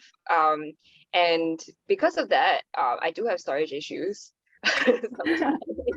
My room is just like half is my bed and like sleeping area. The other half is just like storage, right? There's just life of a struggling. Yeah. So sorry, what was the question again? Over here. So right, okay. Yeah. Okay, how do I ensure that there's not a lot of over storage or under storage? So like I try not to order a lot of stuff. I try to rely on reorders instead, because I realized that actually if I overstore or like overbuy, I tend to end up with a lot of extra stuff that feels very sayang lah, very wasted, and I don't want to discard them. I try to give them to my friends for free, but some of them don't even want them. So it's like, where do I? Yeah, so I like with the environment in mind, and like try not to overbuy and oversupply myself. I try to only order a fixed quantity, a small quantity to start with first, and then if it does well, if it's popular, then it will sell out, right? And then I have a rough gauge of like, oh, maybe this one is way more popular, I should stock up, but I also don't stock up too much. Yeah, so like stock up small, yeah, and like just do things small, so that especially when you're first starting out, like there's a lot of things that you're figuring out. I'm still figuring out a lot of stuff, and I've been in this I guess circle for a few years, so like yeah, I'm still learning. Yeah. And then like the other question was, are there some merchandise that work better on different platforms, online versus offline? Yes, definitely. So something that I've noticed is that in person, stickers, they tend to work a lot better, because people tend to like be able to see all the stickers in front of them, and then like take their time choosing and picking and like feeling the texture, and then like considering, whereas for online, things like what do you call them, like prints, things like merchandise, like for example, I sell like earrings, right? Those work a little bit better online, sorry, and then online as well. Sometimes it really depends on what kind of art markets you go to, and whether people are willing to buy these things, or like ready to buy these things when you're there. Yeah, I think it's important to find out before you sign up for an art market, what are the things that people usually buy around there, or what are the things that people usually sell. Because like for example, I could go to an art market, I could have only $50 with me, but like maybe you are selling things like a big calendar that's worth $50. Your customers may not be willing to buy that offline, like immediately at your store, but even so, when they see it, they could take pictures of it. If you could give them a link or something that they can easily refer to, they are more willing to buy it online, because that's when they have their credit cards and stuff. Yeah, so it really depends actually. It really depends. So it's all about, I guess, doing your homework and analyzing the things that you've done. So like something that I do when I go to booths and stuff like that is I track the kind of products that I sell. Like maybe this customer bought 3 stickers and 1 print and 1 water bottle or something like that. And then I kind of know after a while, which are the products that are more popular. And that's also how I stock. And that's also how I know next time how much should I bring to an event like that, or like should I not even bring stuff like that to an event like that. Yeah. So yeah, I hope this helps. Thanks so much, Samara and Gloria, for your tips. So yeah, that's the end of our section. We now move on to Q&A. So I think we might only have time to take about 2 to 3 questions. So our first question will be a question by Tracy. So she's mentioning that she's struggling to gain some visibility with her work, which is quite discouraging because she feels like, sometimes she's posting into a void. So what advice do you guys have for people trying to grow their audience on social media, like Instagram and Twitter? Maybe, yeah. I'll start first. Clara can go first, yeah. I think it's important to not put pressure on yourself to grow your social media following, because there's a lot that is out of our control in like Instagram or Twitter. You're often at the mercy of the algorithm, and you really can't control how people react to your work. A lot of times I would say how a post does actually is really unpredictable. It's out of your control. Sometimes it's just blind luck. Like maybe someone who has a big following happens to see it and then they retweet it or something, and then you get a lot of views. So there's really, I don't think it's healthy to start out with the sole intention of I need to grow my following. I think it's more important instead to focus on making good art, practicing your craft, making sure that what you put out there feels good to you and is good art to you. And I think doing that allows you to take pressure off yourself, like the pressure to do well in terms of numbers, and just enjoy the process of creating art, getting better at your craft, and enjoy the process of sharing your art. And yeah, just better to have no expectations at all. And I feel that the success will come afterwards when you're not focusing so much on that. Yeah, so I would say just don't try, don't like focus just on growing your following. Focus on making good art first. Yeah. Yeah, same here. Not gonna lie, sometimes I wonder why some of my posts are like doing better than others. Like, yeah, I still don't know up to this day. I don't know. Same. I can't tell which post will do well and which post won't. It's really hard. It's really, really very hard. I mean, like some stuff that have worked for me, I guess, is actually the best advice the both of us could probably give you is to continue doing what you love the most, right? Sharing what you love the most, because you feel good posting about them. People feel good when they see them, right? So like I post a lot of stuff that's based off of like DC TV shows and movies and etc. etc. And they are very, very based off of those like fandoms. And because of that, when I use the right hashtags, like when I post on like DC's Titans, I use like DC Titans or something like that, people would discover it because they would use that link to like that hashtag to discover more of the stuff that they like, and then like it would appear on their discovery page. Yeah, so like that has been what has helped me so far. And then like entering contests, but also like don't keep just entering contests and then like blindly, because like I feel like a lot of companies, they make use of the idea of like, oh, we have a contest just so that they can like solicit free artwork and then choose their favorite one out of that, and then they only pay like one person. I don't like that idea. It's very like they're making use of us. I don't let them take advantage of you. You get what I mean? Yeah. So like just choose the contest like according to what you feel most passionate about. And then also like make a lot of new friends. Go to art markets, see what other people are doing. Talk to the sellers there. Talk to us. Yeah, yay, we're very friendly most of the time. Yeah, like we'll be happy to talk to you, and then we can follow each other. And it's important, I guess, to build that kind of network and that kind of trust. And like when you start off, when you start out selling stuff at like a physical booth, and people like what they see, they will naturally follow you and they will share. Yeah, I think the good thing about being in the art community is that everyone wants to show their love and support for everyone else. We are all really very supportive, and we try to help each other. So like don't worry too much about that. it's important to not just focus on following and yeah, like try not to follow the trends lah. Otherwise you end up like us, like we don't know what's happening. We don't know why certain posts are doing well. We still don't know up till this day. So yeah. Yeah. I think we can take one last question. I think we see a few questions asking about regarding websites that we can use to host an online business, or what kind of platform should we use to create our online store, and or even for aspiring artists, would creating an online store be the best way, since it's like you have to pay like those domain fees and stuff? Yeah. I would say like find a store that works for you. Like research. Like different people use different platforms.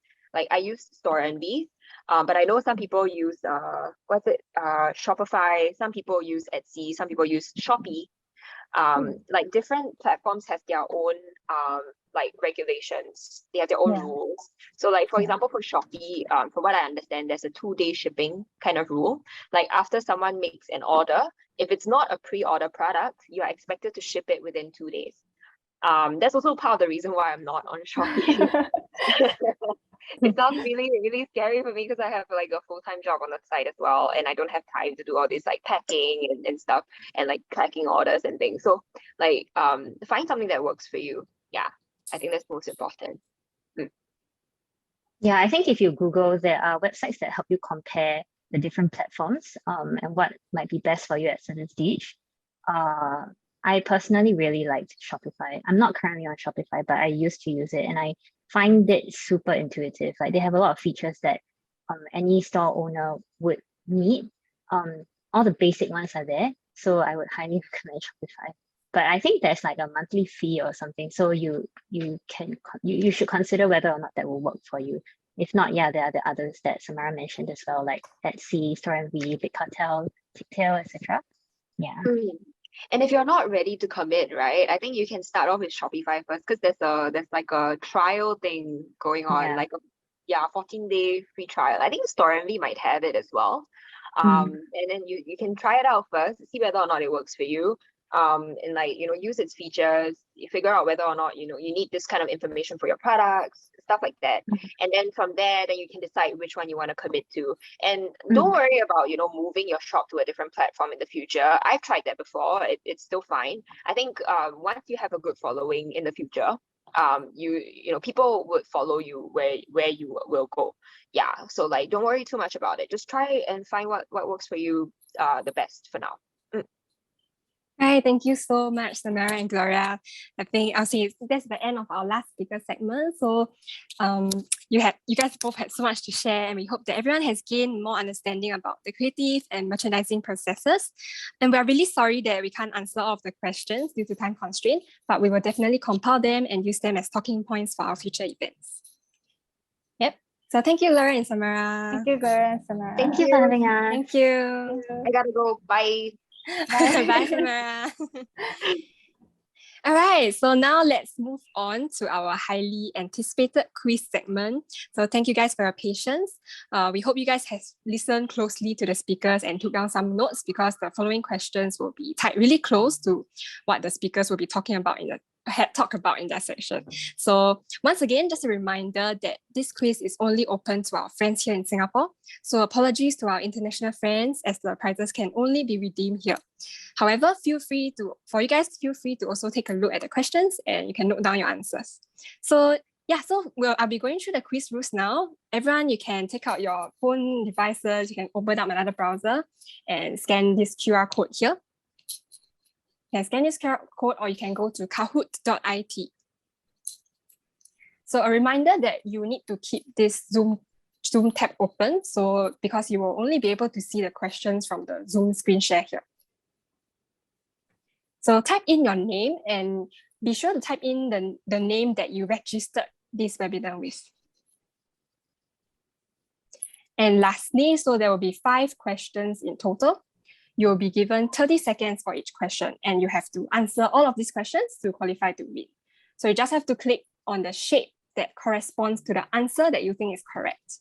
The faster you click, the more points you have. right? So make sure, final reminder, don't exit the Kahoot page. If you leave the page, right, you won't be able to join back. All right, we'll get the Kahoot up here.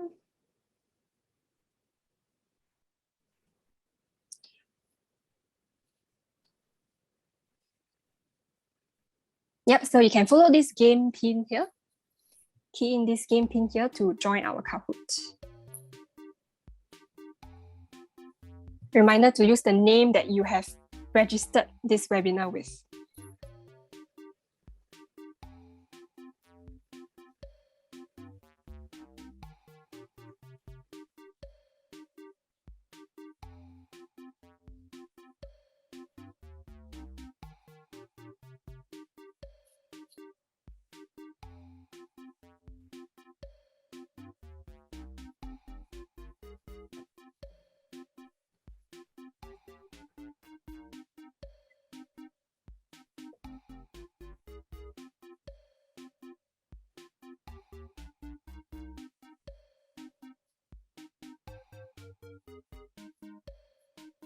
All right, we have about 27 participants now. Give about a few seconds more for more to join.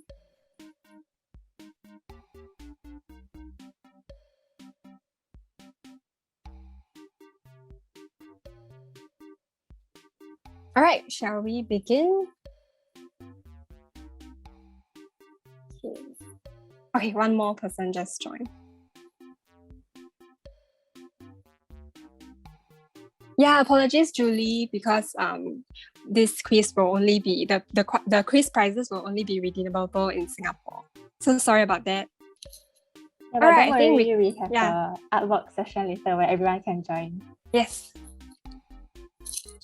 All right, I think we can start our Kahoot. So get ready, everyone.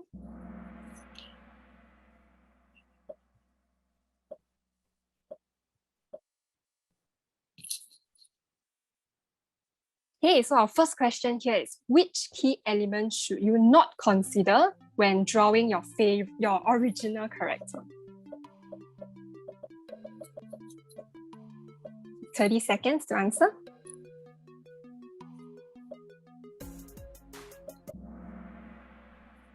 Wow, good job, everyone. Most of you got the correct answer. Wow, great. Okay, let's move on. Wow, so now we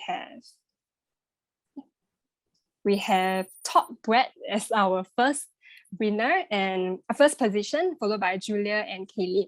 Okay, let's move on to the next question. Good job, guys. Okay, so next question will be, what is Joshua's secret to good storytelling?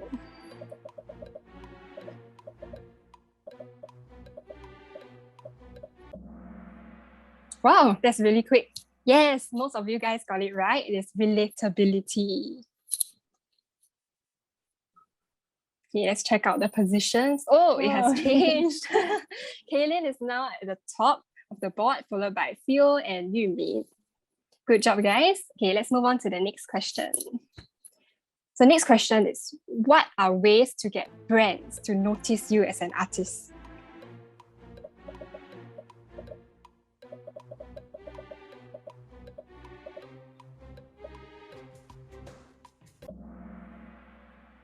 Wow, you guys are really good at this. Wow, almost all correct. Well done, yes. So one of the ways that brands can notice you as an artist is to make use of social media and expose your art to the public. Let's see if there are any changes. Theo is now at the top of the board, followed by Yumi and Kaylee, same tree. Good job, guys. Okay, let's move on to the next question. All right, so this question was asked just now. What does MOQ mean?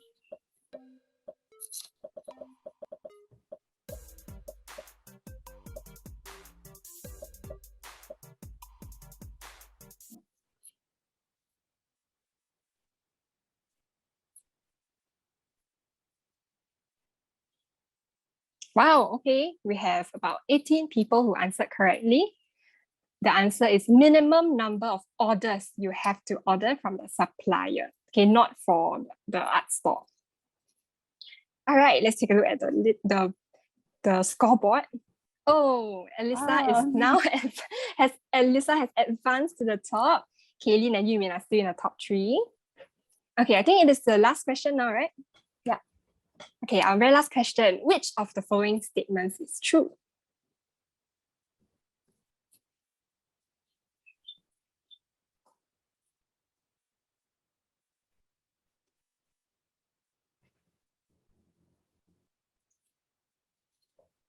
Wow, nice. Okay, so 24 of you guys got it correct. It is good to make connections with other growing or established artists. This is always true, as mentioned by our speakers just now.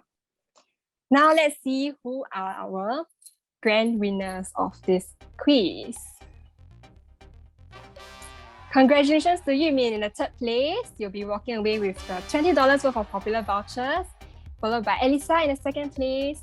We'll be walking away with StreaksnStrokes painting gift set. And lastly, with our grand winner, Kaylin. Congratulations, you have won a craft needling workshop. The punch needling workshop from Fara Designs. Can you guys identify yourself in the Zoom chat, please? And you can drop us your name, drop us a DM, and we will contact you after this. All right, thank you so much for your participation, everyone. So to wrap things up, now Yishen, you want to brief them a bit on our last activity? Okay, thank you guys. So to just wrap things up really quickly, we'll be having our last activity where it will be a final artwork group session. It will just be a very short session. So we'll be using the Zoom virtual whiteboard for this. Yeah, so a virtual whiteboard will show up and everyone would have 3 minutes to maybe just draw something. So the prompt is to draw something that makes you happy or like your favorite thing. So it could be a pet, your favorite food, your hobby, or your favorite memory. So for this event, for this segment, we'll be promoting everyone from attendees to panelists before going through in more detail. So there will be a short notification that will pop up asking you to approve the panelists. So just remember to click on the approve button. Feel free to start thinking a bit about the prompt. So as a panelist, you will have the option of turning on your videos if you guys are comfortable. So we'll finally be able to see you guys in the video. I see your lovely faces. If you guys are comfortable, yeah. So before we begin drawing together, here are some things to take note. So the drawing session will just be about 3 minutes long, and feel free to just unleash your creativity and draw what makes you happy. Do take note that there should be no vulgarities and inappropriate drawing. So please do keep this PG. Yeah, so we'll wait for everyone to turn into a panelist first. Yeah, please be patient with us while we promote everyone. So we will be drawing on the screen itself. Yeah.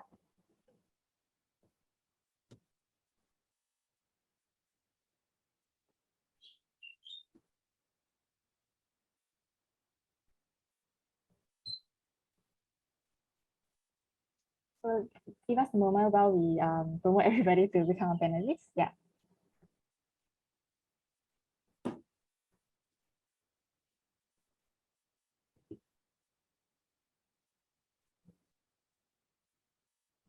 Okay, please look out for the notification.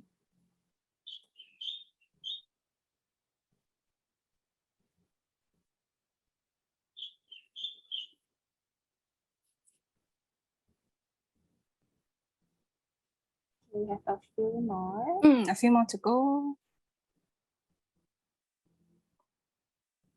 Welcome everyone. Feel free to turn on your cameras so that we can see your faces.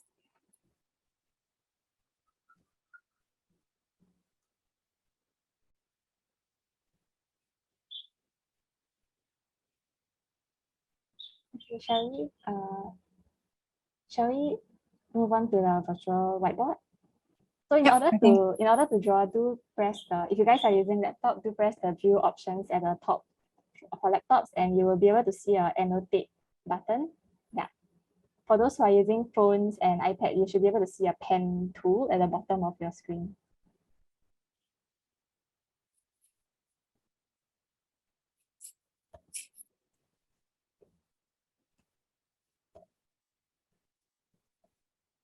Okay, we have the whiteboard here. Yes, we have. See Guang Wei, is it? Has started drawing. So remember the theme is you can draw your something that makes you happy. It can be anything. Oh, hi Gora. So feel free to turn on your cameras if you guys are comfortable. And we'll Yes. just have 3 minutes to just do this artwork together. Yeah, welcome all guest speakers to join us as well.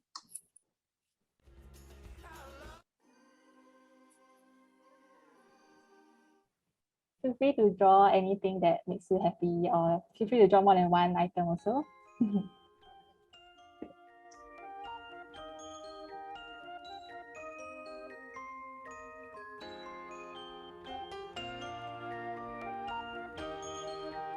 Wow. So nice, right? You guys are Adorable. all so good at drawing. We see character drawings, we see coffee, we see animals.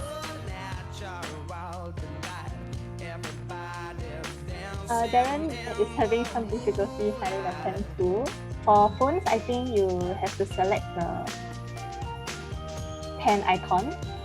Yeah, there should be a little circle round icon with a pen. See if you can find it.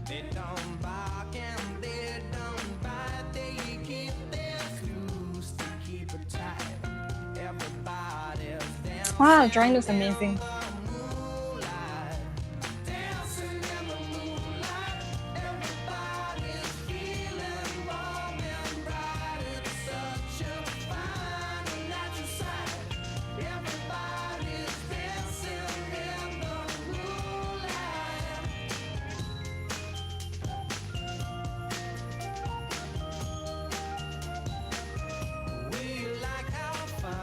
We have a lot of animal lovers here. I see cows and ducks, rabbits.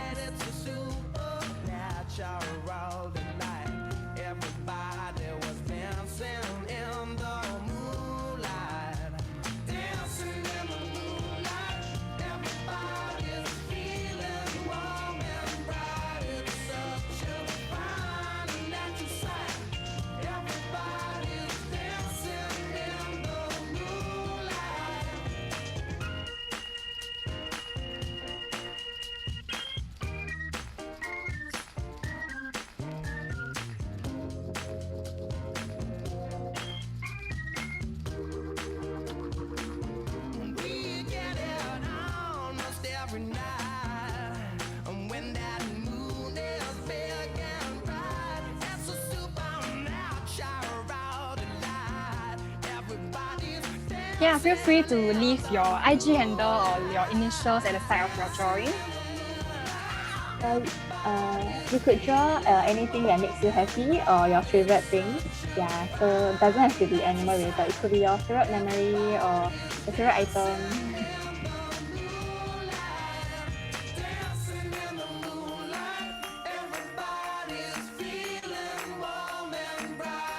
So for Emily, you have to accept our. You have to you have to click approve. Yeah.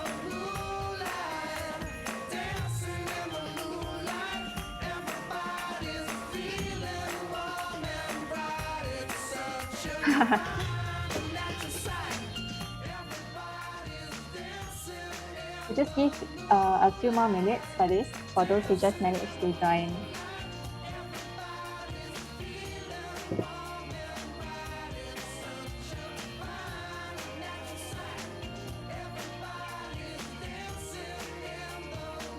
Yes, you would have to try to draw using mouse. Don't be too concerned about the quality, just have fun with this. Yes, this is a session for everyone to just draw whatever you want in your own unique styles.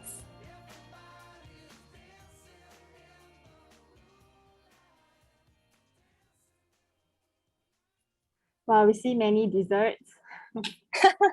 All dessert lovers here.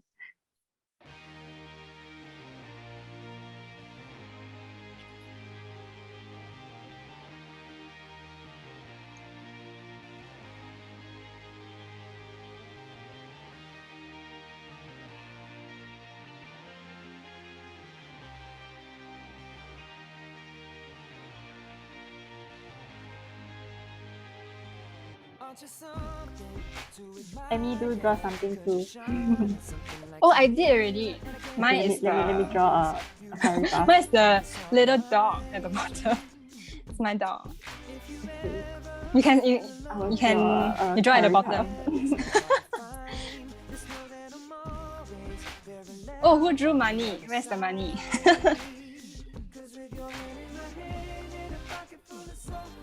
Oh.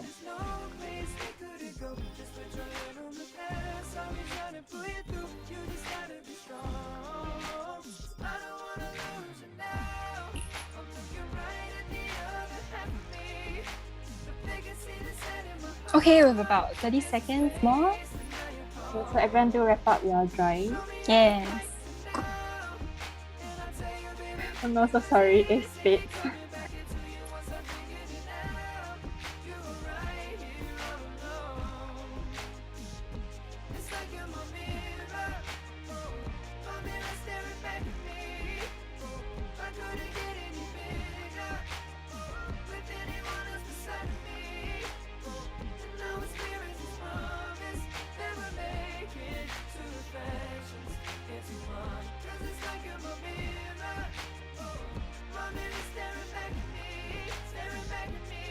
How do you make your text smaller? I think you should be able to, I'm not sure if you can adjust the size, but you should be able to erase certain parts of your own drawing for Wraithdt.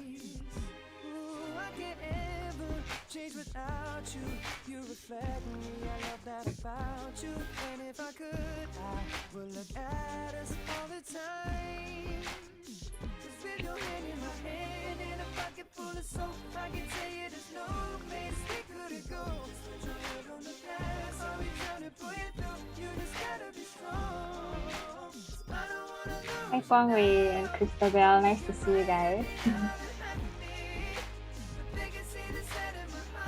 Okay, everyone do wrap up your drawings now.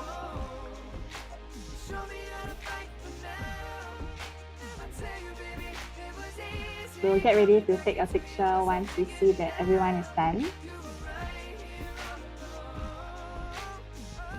Yes, and one reminder for the winners of the quiz just now, please DM us.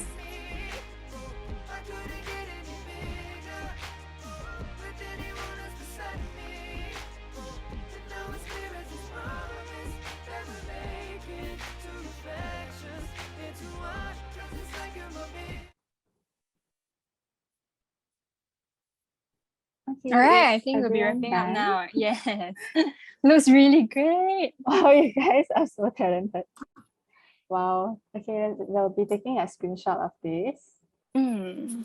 Guang Wei, are you done? Are you adding your final touches? Okay. Okay, I'm Thank you so sorry. much, everyone. Yeah, very happy to see everyone's input on the whiteboard. It was really nice and wholesome. So we'll be sharing the image of the whiteboard with you guys after the event. So keep a lookout on our Instagram. Yeah, now we'll move on to our photo taking. Alright. Okay, so everyone, if you feel comfortable with it, we'll love it if you can turn on your cameras so that we can take like a mass photo. Hey, thank you guys for joining us in our first event. We hope that this was helpful for you guys. Hold on now. Hi everyone, nice to see you. Hi Tracy, hi Kai. Hi everyone. Do give us a while to finish taking all the photos. Wait for everyone to open Wait for up everyone their to turn on. cameras. Yeah. Top Brett, you are eating KFC. You can share your KFC in the picture. We'll wait a while more for you guys to open up your cameras.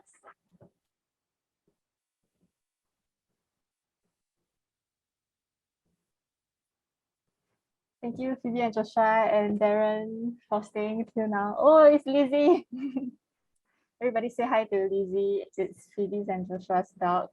Oh, hi Lizzie. Thank you, our guest speakers and our partners until here also. Okay, I will just. Okay, yeah. Okay. Is anyone still opening their cameras? If not, I will start. Yeah, last taking call, the- last call. Last call. You have last 15 seconds to show your faces if you are comfortable, of course. Okay.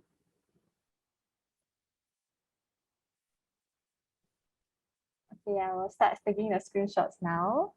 So So get ready your smiles. everybody look at the camera, give us your biggest smile. Oh, look at the toy. Okay, 3, 2, 1. Yay! Okay, one more. 3, 2, 1. Okay. So I need to take multiple screenshots. One more. No worries. 3, 2, 1. Nice. Okay, that's it. Okay, thank you everybody. I have the pictures ready. Okay. Thank you so much, everyone. Thank you so much, everyone. It's so nice to see all of you guys. Mm. All right, so that's a wrap on our very first event. We are really very thankful that everyone is here today to join us and for staying all the way to the end. So we'd like to thank everyone who has joined us, including our speakers. Major thank you to all your sharing. They were really beneficial and really insightful. Thank you to our partners as well, StreaksnStrokes. Thank you, Senthil. And thank you, Fara Designs. We had a really amazing time with everyone, and we hope you guys have some very amazing takeaways as well. And we look forward to seeing you at our next event. Okay, Thank everybody. you.